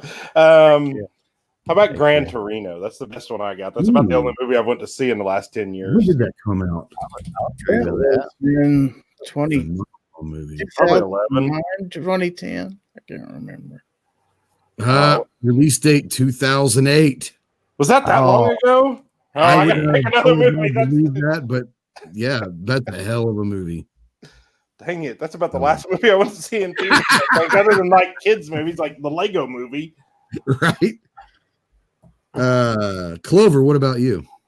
I'm the same way with movies as I am with music, unfortunately. You know, I still haven't watched the John Wick films. So what's wrong with you? You know, I watch Bill and Ted every now and then, close enough. I'm scrolling through some here, honestly. I've got a cheating on it because I can't think of one. I just scrolled past one that, you know, anything Marvel. I mean, let's just throw that out there, right? Also, big deal in the world of movies. In 12, Disney bought Lucasfilm. Yeah, that was huge. Unfortunately, absolutely freaking huge. But anyway, this was Disney, so made me think of that. The one that I run across here, The Incredibles 2. I loved The Incredibles, and I waited so long for a sequel, and I think they did it justice. It was pretty good. It was hilarious. I loved it. Mm-hmm. Yeah. Outside of that, I don't know. I'm scrolling through, and I don't.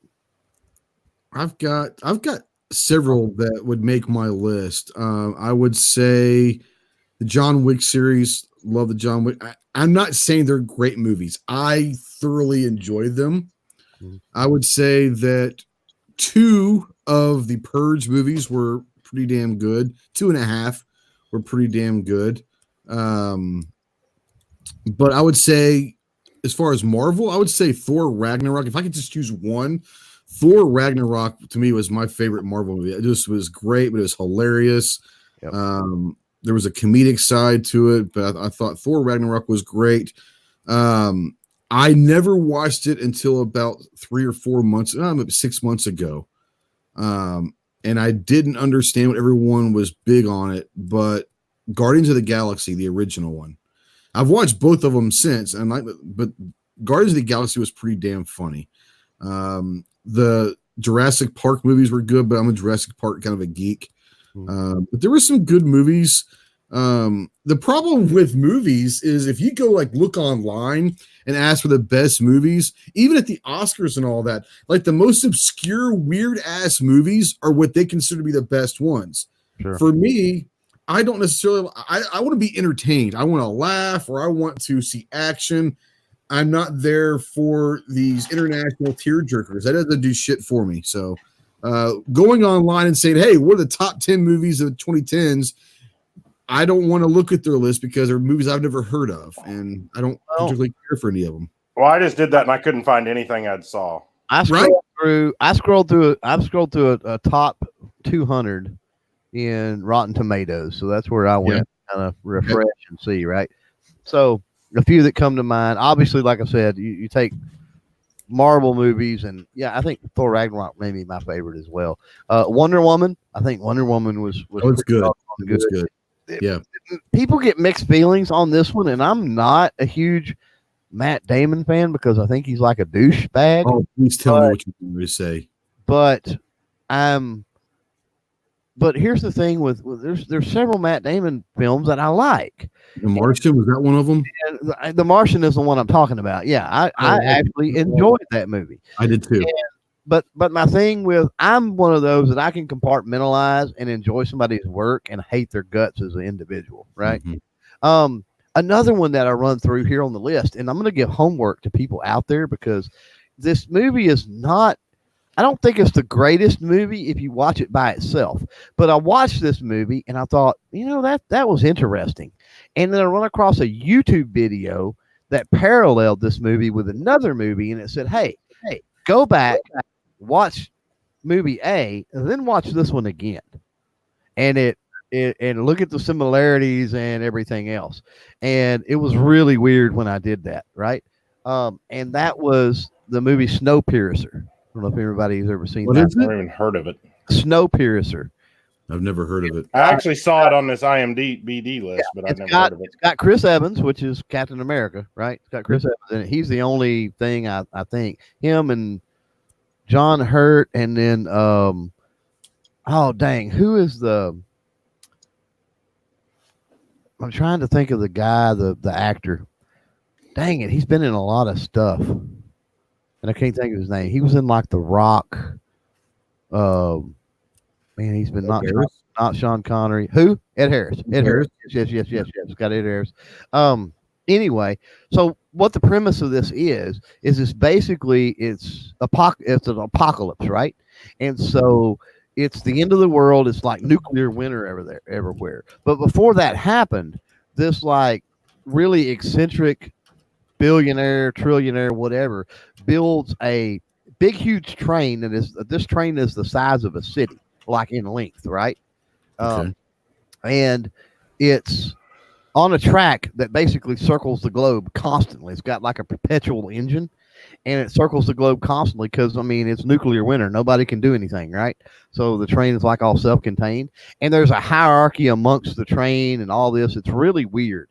But found this YouTube video, and it was like, hey, you want a really weird experience? Go watch the original Charlie and the Chocolate Factory, the original. Watch that, then turn right around and watch Snowpiercer. And I'm not going to give anything away. I'm just going to give everybody out there homework to go do that if they have a few hours to kill one evening, because it's an experience. It's really cool. I finally thought of one that was in the 2010s. Lincoln Lawyer. That was one of my favorite movies in the 2010s. You said Lincoln Lawyer? Yeah, with Matthew McConaughey. Yeah. I'm trying to think of some of the ones. I've got a bunch of them, but for entertainment, I'm trying to think of ones that were just awesome. I think with the Marvel and the DCs of the world and all of that in the last decade, I think that everything kind of was more turning to action, entertainment, and all that, which is great. I'm trying to think of one that was like a I don't know, I wouldn't say tearjerker, but a drama that was, back in the 90s they had a bunch of drama stuff. But and all that. I can't think of one in the last 10 years. Well, I just thought of one that's technically Marvel, but really it was really out of the box. Logan. That was like a really weird Wolverine. Is that the one where he was in like Japan or something? That's the one where it's got the little girl that's like him or whatever, and it's him and Professor X, and they're like hunting mutants or whatever. It's like years and years later. It's like a rated R like superhero movie, which was like it was a big deal when it come out. I remember it was like a big deal because they were like, "Oh, it's Wolverine, but it's rated R. The little kids can't go watch it or whatever." Yeah, there was one of the Wolverine series movies that when like he was like in Japan or something like that. Which one was that? Yeah, I don't know. We watched it, and I don't know.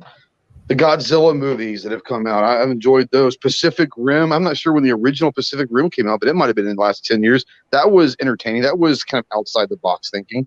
Yeah. What about we talked about this on Daily Gun Show last night. I think it was on Daily Gun Show last night, but Live, Die, Repeat, Edge of Tomorrow. Anybody like that? That's one of my favorite movies. I forgot about that. I love that. My wife drives her nuts because she can't stand it, but I love that movie. Well, it repeats. I'm a big Emily Blunt fan, though. For certain people, certain people can't handle like flashback scenes and stuff in a movie. I've got an uncle that's that way. If he's watching anything and it does any kind of flashback or something, he's out. He's like, I ain't gonna watch something that repeats itself. Well, so I guess he didn't like Star Wars at all. Oh wait, that was just in backwards order. Never mind. I'm not a huge Tom Cruise fan. I don't dislike him. I'm not a big fan, but I'm a big fan of Emily Blunt, and she's great. Another Emily Blunt movie. Did you guys ever see the movie that's Don't Talk or something like that? Mm-mm. The entire movie is her and John Krasinski, who they're married in real life, have these kids, and Earth has been invaded by aliens that they can't see. All they can do is attack on sound. And at the entire movie, there's not one word spoken. God, the name was Don't Talk, or it's someone. Emily Blunt and John Krasinski. Can't remember the name of it, but it was a phenomenal because not one word is spoken the entire movie. It's great. It's a really good movie. You guys gotta check that one out. Did anybody? I want to say it's been in the last. I'll run through this deal. I hadn't seen any Quentin Tarantino or nothing, but The Hateful Eight. Anybody else? Yeah. Oh, I forgot about. No, I wanted to see that, but I never did. Oh, Hateful Eight. I enjoyed it, but I kind of like Quentin Tarantino. He's got some really weird stuff. And I mean, I do, yeah. Who doesn't like Samuel L. Jackson? I mean, come on, Kurt Russell, and I mean, yeah, come on. So I like that one. Keeping with the Western theme, the remake of Magnificent Seven, I think, was done really well. And I took my grandfather to see that, which is the first time he had been in the theaters in probably 50 years or something. Right? And he's a huge Western fan, obviously, and he enjoyed it. So I think, that was my gauge that, well, it must hold up if you've got a 80-year-old man that, grew up and is watching nothing but Western sitting here enjoying it. It must be a decent film, right? Yeah. I just had something in my mind that just came up that was, I thought was pretty good. Oh, the M. Night Shyamalan trilogy with Glass. But my favorite is Split. Did you ever see the movie Split? I never watched any of those. Oh, how he did not win an Oscar for that is beyond me. That is one of the greatest movies I've ever seen in my life as far as acting goes. I've got another one here, and it says 2011. I was looking it up because this is one of my favorite movies too, and I'm so pissed that they haven't made, because they left it open-ended to do sequels, and they really haven't. The movie Priest. Have y'all seen it? No. It's basically a vampire. My wife loves it. Basically a vampire movie. It's got the dude who plays Vision or whatever in the Marvel movies. She likes all that vampire, werewolf kind of stuff. I don't particularly, but she swears she likes it. My daughter likes it as well. Yeah, that was a pretty good one. Ooh, I got a drama. August Osage County. That was a good one. What is it? August Osage County. I forgot who was in it now. George Clooney directed it. See, I can't think of any dramas, dude. I just don't watch. Well, the only reason I really know about that one is because it was filmed by kind of close to me, and I was working in a town it was filmed in most of the time they were filming it, and it was quite annoying because they'd have streets shut down, restaurants shut down for filming during the week. Right. It was ridiculous. Right. I'm going to Google here.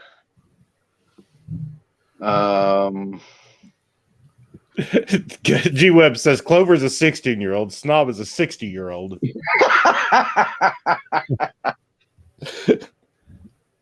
Let's see here.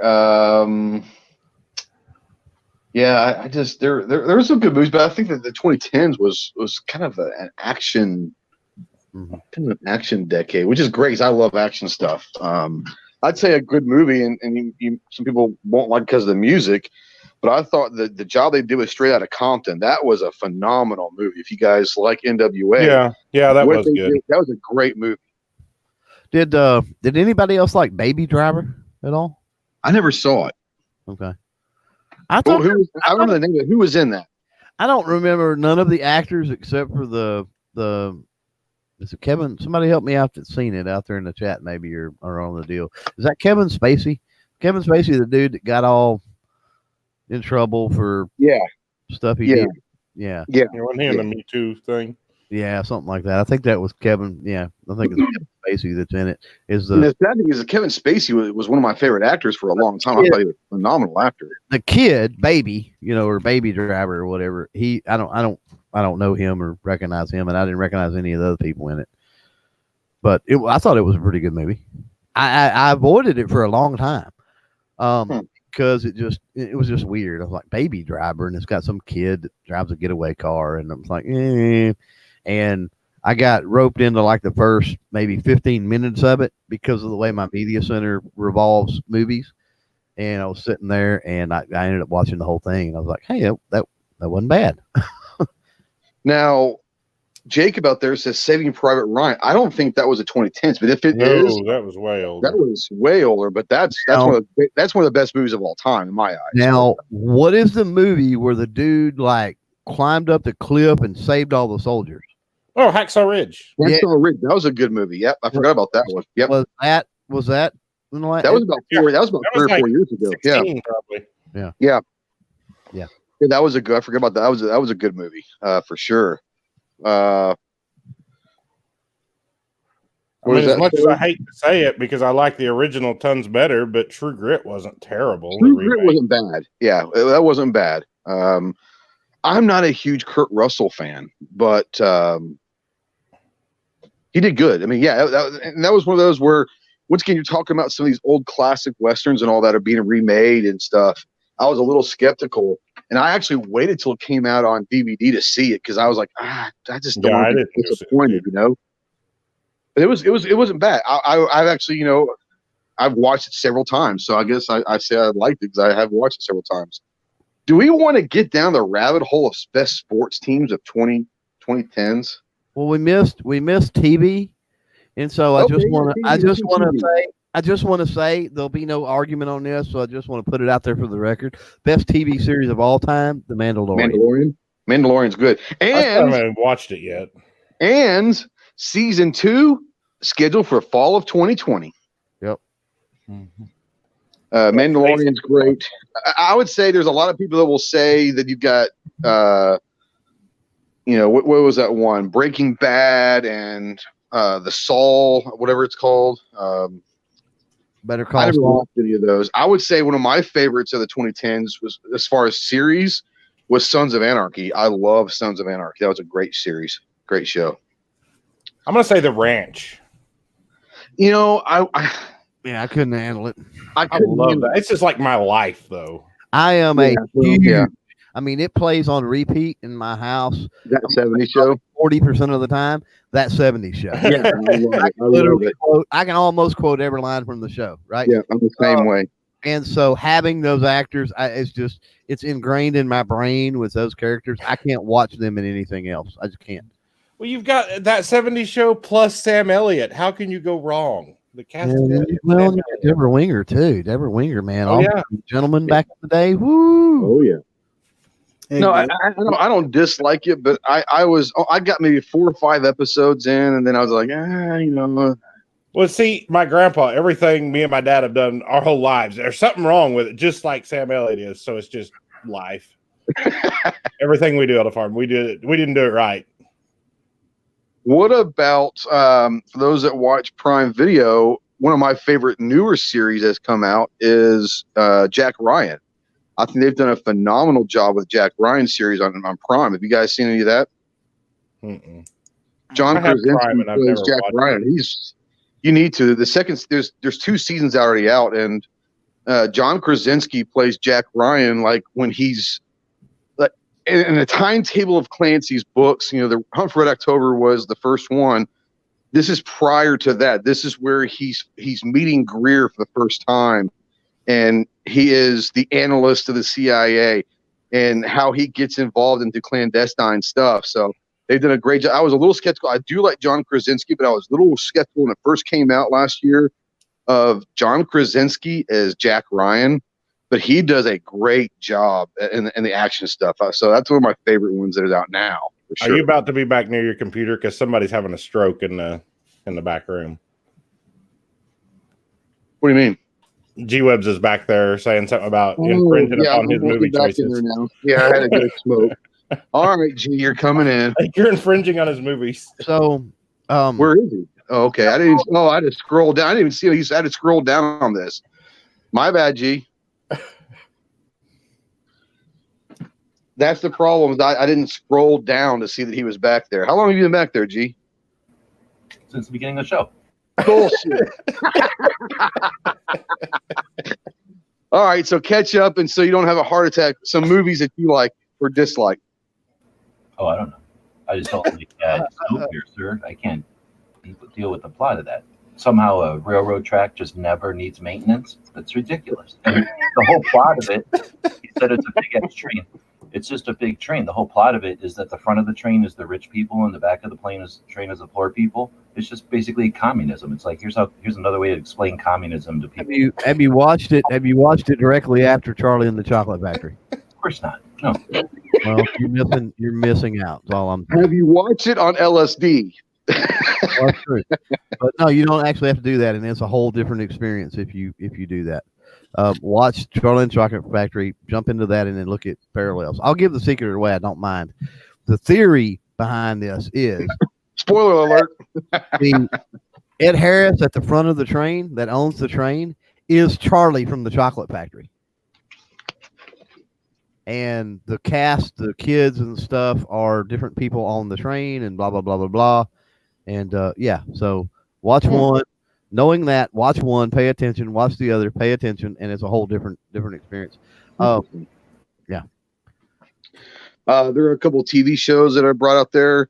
My favorite TV show, like I said, the only TV show that I work on network now is SEAL Team. I love it. Mm-hmm. Great show.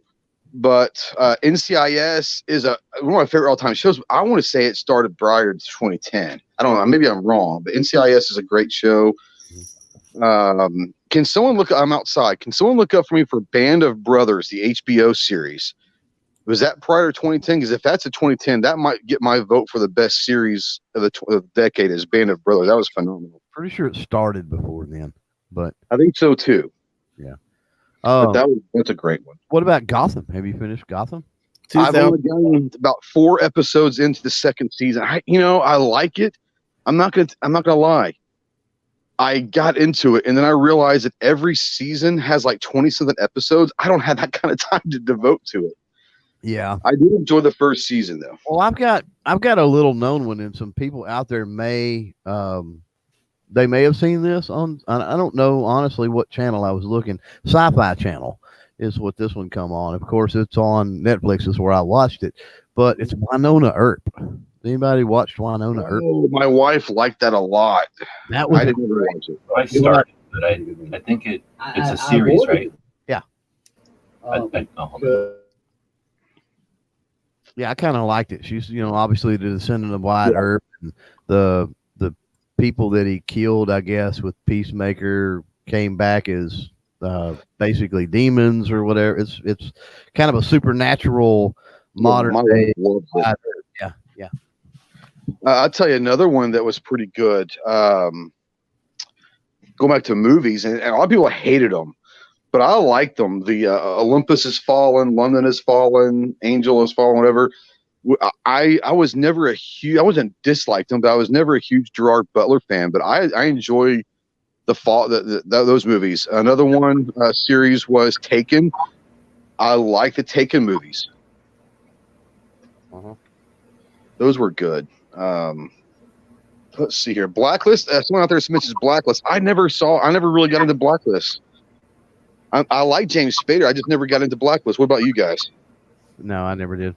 I watched a couple of them because it was on at a time when I think there was like, if there would have been something else action, I probably would have watched it instead. But it was, better than other things. It was okay. Yeah. I'm trying to think.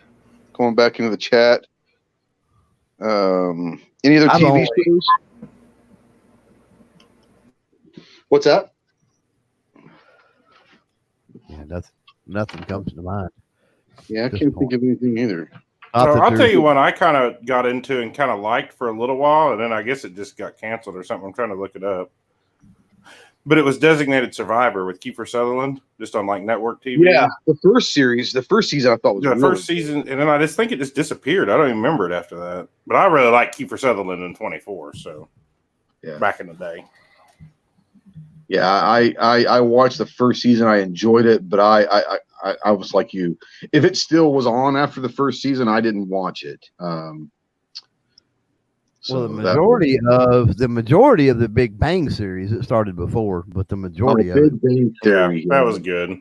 Yeah, it's 12 seasons or something. Oh, the one with what's his name? My wife watches all the time. Crap, Al Bundy. He's the dad in it. What the crap is the name of that? Yeah, you're talking about Modern Family. Modern Family. Yeah, that one's pretty funny too. What's the? Oh God. I love him. I'm trying to find out. What's the name of that show? Timothy Oliphant. God, what's that? Oh man, where he's in Kentucky or whatever. Yeah. Yeah, that was awesome.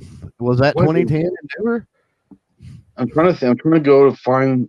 Somebody in the chat's going to know that one. Sure. Justified. Yeah, it started fucking Justified. That's a great one. Yeah. It lasted like 4 or 5 years, but yeah, that started 2010. I like him, but that was a really good show as well. Justified. Yep, that was good. I've never seen it. It's on Prime. I will agree. It's pretty awesome. You can watch it. It's fun. You'll enjoy it. I mean, it's a good show. Yeah. And great acting. Great acting in it. Yeah. Blue Bloods. I never did. That's one with Tom Selleck. Yeah. I never did see that. I've heard good reviews about it. It's very good. Is it? Yeah. It's not cops or something like that, isn't it? Yeah, it's basically a whole family of cops. The old dad, grandpa, whatever, he's a ex-police commissioner, and Selleck's a police commissioner. One of his sons is a cop. 2 of them. His daughter is too. And they all live together, and they all go about their lives, and then they sit at the at the dining room table and kind of talk and have dialogue and stuff. It's just really great the way it's written. Yeah. I've heard nothing but great things about it. I never got it. I never started watching it. That might have to be one that is it still on, isn't it? Yeah. Oh. Okay. Yeah, I might have to start trying to find that online somewhere and binge a little Probably bit. one of the biggest ones that we didn't even mention was The Walking Dead. I liked it the first several seasons, but it came out in 2010. Yeah, I liked the first few seasons of it. Then in the middle there, kind of got weird. I started watching it again when what's his name? The character came on. Yeah, the bat. The guy who uses the bat. Negan. Yeah, when he came on, I started watching again. Yeah. And then I stopped watching it. I watched but the first few seasons, I watched all the way up until the season they were in, like the old prison. Yeah. I watched all the way up to that, and then I kind of quit watching. It kind of just got dumb for me. Game of Thrones. I mean, how can you not talk about Game of Thrones? That was a phenomenal series. Well, see, I watched Walking Dead up until the episode where the black dude from like the very first episode when he came back. What was his name? Yeah, now he's on the Fear the Walking Dead, is he not? Yeah, the guy with he had the wood cane all the time. Yeah. I call him guy with the stick. Yeah, guy with the stick. That's about when I stopped watching. I quit watching it for the same reason. I never really watched Sons of Anarchy, and that's because Sons of Anarchy got really intense, and I was just uncomfortable with it, and that's what I don't watch TV for something or movies or stuff that's really that intense, and so I don't watch Saw and Gorefest and things like that. I don't watch that either. No. And it's Morgan, by the way. Morgan, that's what it was. Yeah, Pete and The Walking Dead, after it started moving that direction to where it was really intense, and I was like, I can't handle it no more. Yeah, I lost interest, and I kind of got interest back when Negan came around. I love Negan's character. I know he's a character that people love to hate, but I thought he was a great character. And then, I thought, okay, when he killed Glenn or whatever, I was like, oh, this next season's going to be amazing. And then it was like, shit. I was like, oh. Okay. Yeah, that's the season I quit on because it just got weird. Yeah, it did. Let's see here. Mystic says she's never seen Game of Thrones. Come on, man.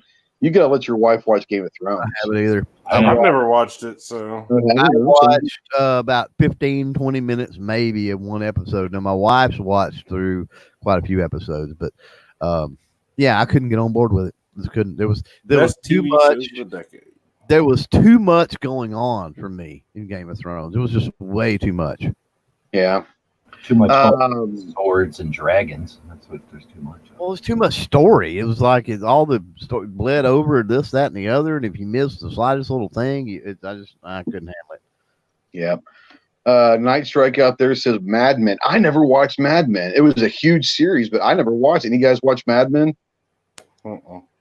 Yeah, I never. It was. I don't care so much because I don't really pay attention to it, but I liked how it was. What do they call it when they put effort into making it look like the '60s or whatever? It was like at the time. So I liked looking over. It was neat because it was, well done with whatever special effects and costumes. I don't know, whatever. It looked like it was the '60s or whatever. So that part of it I liked. Yeah. Now, Fine Ape's calling me out. Ape's calling me out. He says, I'm picking Saving Private Ryan over Pacific. What kind of Marine are you? I'll put it to you this way. Saving Private Ryan was great, but what makes it, in my eyes, one of my favorite movies of all time is the first 10 or 15 minutes. The actual landing at Omaha Beach, and you're talking about the realism of that beach landing is as good of a cinematic picture I've ever seen in my life. It was as real as you could possibly make D-Day to be. The first part of that was unbelievable. And that, in my eyes, makes it one of my favorite, which is just so real. It's unbelievable. Great movie. House of Cards. I never even heard of House of Cards. What is that? I think it was a Netflix thing, I think. It was spacey before they found out about him. And then he still was, able to get jobs. Oh, it's the political one out of based in Washington or something like that, right? It was weird how it was on before the election, before we had Trump, and we were still Hillary was a potential, and it was a weird version of Hillary White House almost or maybe I guess some people might have looked at it as a weird Trump White House, but it was a weird fiction show that touched on it. It was written in a way that it was real easy to, if you weren't paying attention, to think it was a biography, it was an actual documentary or something. It was but it was a really crazy, thriller, mystery, intrigue, and backstabbing. You had to pay attention to keep track of what all lies and stuff were going on, but it was people really liked it. It was well written, I guess, or whatever, well acted, whatever the combo is. Yeah, I want to. Guitar Man Pete says, if I don't mention, I lose my crayons. Well, first of all, if you're going to call me out, spell his name right. It's not Eddie Murphy. It's Audie Murphy. Audie Murphy. Yeah. The Iwo Jima movie. Anybody see that? Well, of course. Mm-hmm. That was a good one. Letters from Iwo Jima. Let's see here. Anybody seen? I thought that would be way earlier.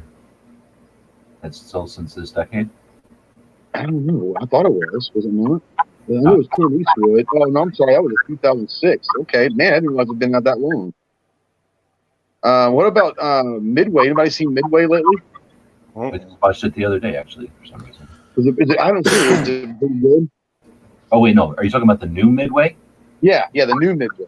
Yeah, no, yeah, that one. Yeah, that one's really good. It's actually really, really good. The only thing that's wrong about it is the concentration of all that action. Like, it's not wrong. The people that are, they got whatever they call it, like people who know, experts, to make it correct. So it's fairly correct. It's just that it's a lot more concentrated than it would have ever been in real life. When like a squadron of planes comes down, there's no way they would ever been to where one piece of artillery could have taken them out. So they put it together so they'd be in screen and it wouldn't look boring.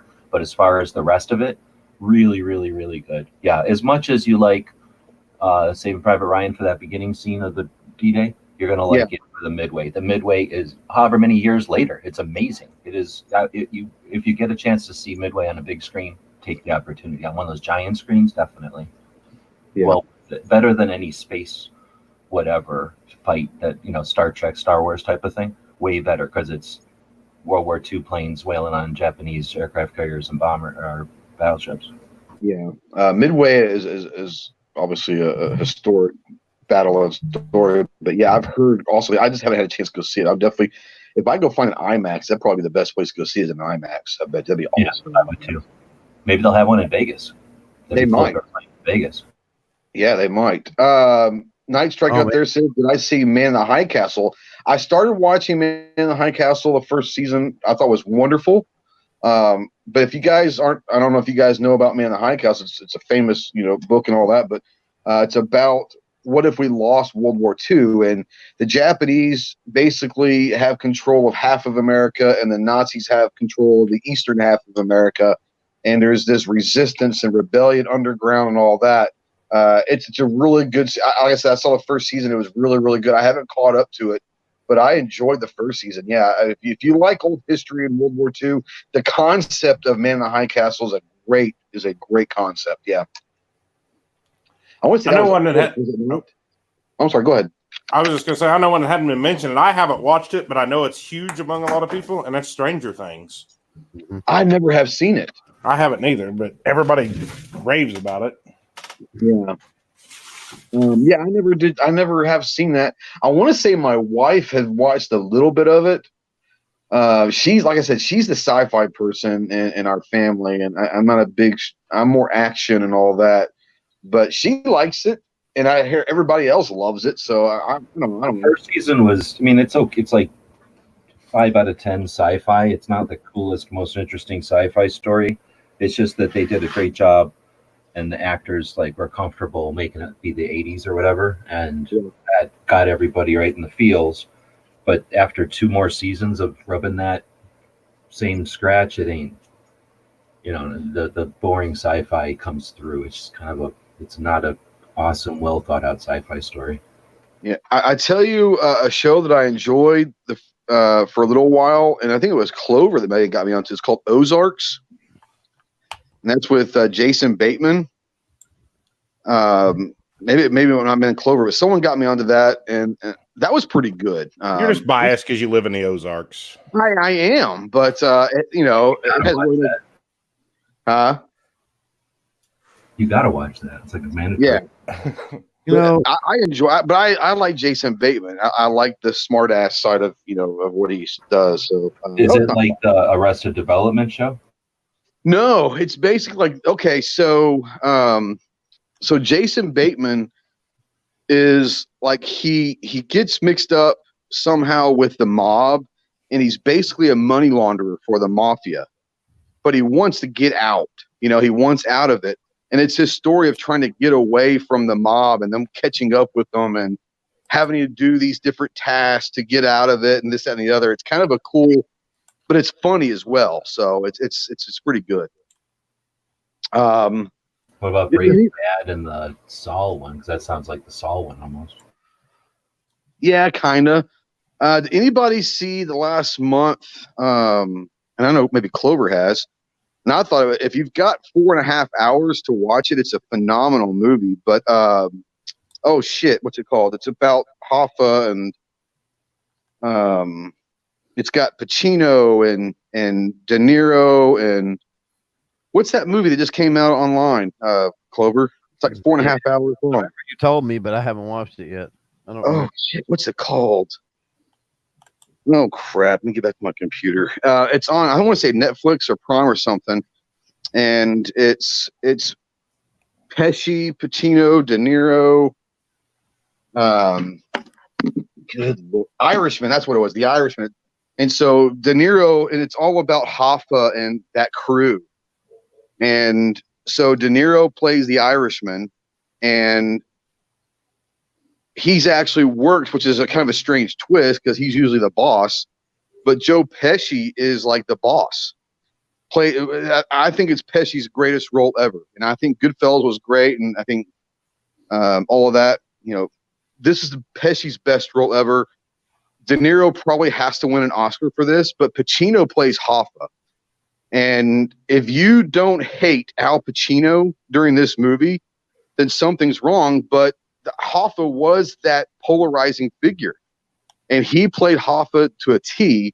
But Joe Pesci in this movie is his greatest role, and unfortunately, he won't win anything because De Niro was that good as the Irishman. So go check out the Irishman. It's 4.5 hours long, but it's worth it. It's a great movie. You know, If you like mafia stuff. a couple of action ones that I was just been kind of scrolling through movies here, and a couple of action ones that we missed the Expendables, and Okay, yeah. we also missed From Paris with Love. Yeah, we didn't miss that at all. Mhm. Longmire was a good one. I forgot about that. I only watched like a few episodes and then forgot about it, but it was good. Paris with Love is a good movie, and you can't like it and like Berettas because you're not paying attention. I don't know. That Sig was pretty sweet. Longmire, I never saw it. I've heard the name. What's that based on? I can't remember what that was He's like about. a sheriff in maybe Wyoming. I don't remember. It's a county in Wyoming. They made up a county, so it's just like a generalized sheriff in Wyoming. It's an awesome show. You haven't watched that? It's amazing. I never have. No, I've watched a few episodes and then meant to get back to it, and I kind of forgot about it until I was scrolling through IMDb looking at stuff. If And you so like crap, kind of hour show where there's like, he's a sheriff and there's a murder and there's a mystery, and then I think there was like a thread through the whole season, and then there's a couple of people. It was good. It was good. It was like good. What am I trying to say? Well-known stars in it and stuff. Mm-hmm. Well acted. Super cool movie, and they filmed it in places me and Bob went. All right, Jacob's correct me. It's only 3.5 hours. It feels like 4.5. It's a great movie. It goes forever. The Irishman goes forever. 3.5 hours. Yeah. New York Outcast says, if you like outdoors, check out Alaska Ballistics. Oh yeah, Alaskan's a great guy. I mean, AB's, yeah, go check out AB's channel. He does a good job. I would say another one is, if you guys don't know Jacob over at Outdoor Preppers, go check him out. He does pretty good outdoor stuff as well. So let's see here. Yeah, I there's a lot of stuff I'm writing down that I need to go check out. Like I said, Longmire, I've heard of it, but I never really thought about watching that. That sounds like a good one I'd probably like. The Cave. Did you watch The Cave? I never did watch The Cave. No. Anybody watch The Cave? Never heard of it. Never have either. I'd tell you another one that came out this past year. A bat flies in and out towards the end, but mostly it's just dripping water and grass blowing. It was pretty boring, actually. He's saying, I'm Batman, I'd tell you another one that I enjoyed watching, two of them actually, that came out. It was only 5 episodes. One was called Chernobyl. Did you guys ever see Chernobyl? I thought it was only 5 episodes, but it was phenomenal. It was a great show. Watch Chernobyl if you get a chance. And also, oh crap, what was it called? The Cave only got 5.1 out of 10 on IMDb. Oh, okay. But have you ever heard of this? The movie came out back in like early 2000s, but there's a show that came out called Mindhunter. You guys ever hear about the Mindhunter series? It's the first season's out. They're coming out with season 2. And basically what these guys are, these were back in the 70s. They're the 2 guys from the FBI that created, before it never existed, they created what is now is basically the psychological profiling of serial killers. And so they meet with Bundy, they meet with Charles Manson, they meet with all these, and they show like these in prison meetings, but it's actors. But I mean, each show has it's phenomenal. Go check out Mindhunters. It's great. I want to say Netflix maybe. That's a really cool one as well. Season 1 was already out, but they're making season 2. It's really good. But Chernobyl was great. It was basically what it was is we all know what happened with Chernobyl, but basically it was the guy that the Soviet Union brings in. He's a scientist to kind of figure out exactly what happened at the power plant. And he finds out that it was human error and wants to tell people, what's the severity of this. This is going to be world changing. It's going to be, dramatically changing the world, and people aren't going to be able to live there forever. And it shows the government wanting to cover it up and saying that nothing happened. It was just a false report. And then all of a sudden Germany gets involved and say, we are getting radioactivity in the sky in Germany. So Chernobyl is only 5 episodes, but it was great. So go check it out. Basically what it was is the guy who was the scientist, he ends up dying obviously because of the radioactivity poisoning, but he left. He wasn't allowed to talk to anyone. They kind of put him in this room and said, you're never allowed to talk to anybody again. But he wrote these diaries. And this is real. He wrote his diaries of what happened. And then as he died, he mailed them to the New York Post or something. And they published them and they made a series of that. It's pretty cool. Go check out Chernobyl. It's pretty good. Let's see here. Anything else we want to talk about? Let's kind of transition before. We've been going for 2.5 hours. Let's just talk 2020 real quick. Gary, let's talk with you. What are some of the things that you're planning on doing or excited about 2024? Well, I'm going to start out the year practically on a run, going to SHOT Show. You are 3 weeks in, so it's going to start with a bang. Also planning on attending the NRA annual meeting thing. If they have it, yeah. Yep. And I'm sure I'll hit Wanamaker in the fall. So I'm going 2 places I've never been and 1 place where I kind of cut my teeth. So there you go. I'm excited for all of that and trying to do a little bit better job of making produce videos and stuff like that. I've got some new equipment my daughter gave me for Christmas.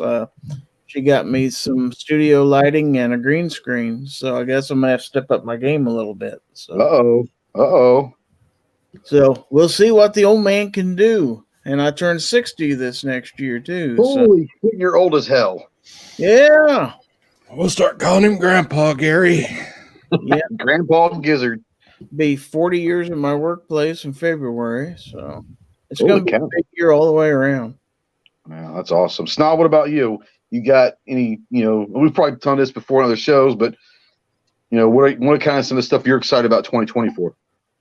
Well, SHOT Show first. I'm really excited about that because I've never been and always wanted to go. So that's pretty cool. And excited to collect my 10 million subs I'm going to have by the end of this year. Let's see. Oh, Subway sandwiches. Let me rephrase that.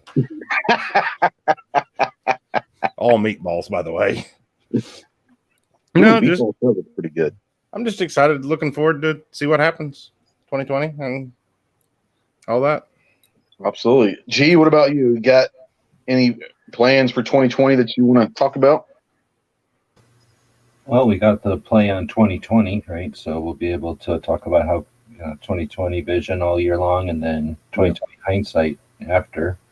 We got the elections coming up, so that'll be fun. And then all this decade stuff. We're ending a decade. Hopefully people will start turning around and planning decades out. And looking forward to what everybody starts to, it takes a minute for everybody to kind of come through the holidays and realize what's up and start focusing and making plans and then stating them. So it'll be interesting the next couple of weeks here to see what everybody starts doing, what the directions everyone's heading. Absolutely. Chloe, what about you? Yeah, a couple of things immediate, kind of starting things out with a bang a little bit. Tomorrow, I've worked my tail off the last couple of days. Of course, I've worked my tail off nearly the last 2 months on a project. Got a video hopefully dropping tomorrow. That was my plan, to drop it on New Year's Day. So hopefully that'll drop. Be looking for that. You definitely won't want to miss that one for sure. If you, yeah, you'll kick yourself. Then Ghost and I's got something that we don't know. We got to get together on maybe tomorrow and try to figure some things out. I don't know, but we've got something in the works that we've got to try to get announced in the next couple of days and get it rolling. So be looking for some things. I won't give anything away at this point, but yeah, next few days, by the end of the week anyway, be looking for some cool stuff. You're not giving anything away, no pun intended, right? Right. Exactly. Exactly. For me, yeah, looking to get back into training more this past year. I train a lot locally, but I was only able to get into Texas once for some outside my area training. That was with Clover and his wife and some friends down with Charlie and Mel. And so I looked to get out to do a lot more training and getting that out. My big project this year is called Carry 365, where on the YouTube side, we're going to try to get people to understand and educate them more on concealed carry. That's my biggest passion, is trying to get more people carrying. And so on the video side of things is doing videos about concealed carry more often. But on Instagram, I'm kind of like Clover. I'm going to try to, but I can't promise it. But every day, he does a FUD Life, which I think is phenomenal. I kind of stole the idea from him. But I want to try to post some kind of a posting for Carry 365 every day, and bring up stats or ask questions or, quotes or whatever. So my thing is going to be, obviously, it's always the thing is concealed carry. It's my biggest passion, is to get as many people out there carrying as possible. The podcast is, going to be great. For me, it's going to be the 2020 election and away from the media side of things.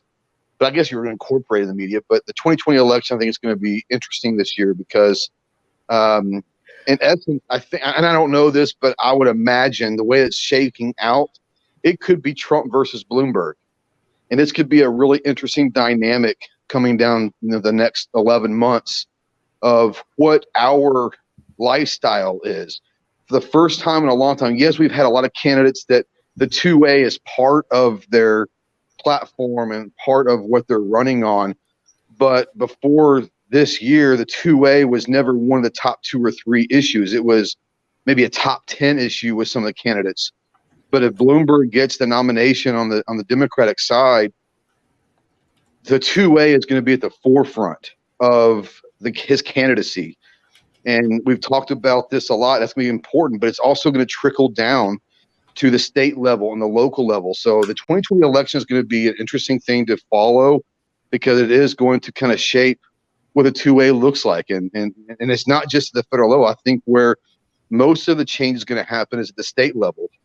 So I'm all for the sanctuary counties and sanctuary cities. And I've got our quorum court meeting on January 9th that we are bringing up. I've been asked to speak at this quorum court for turning our county into a sanctuary city. Me and Chris Brown, and our sheriff, have been working on that.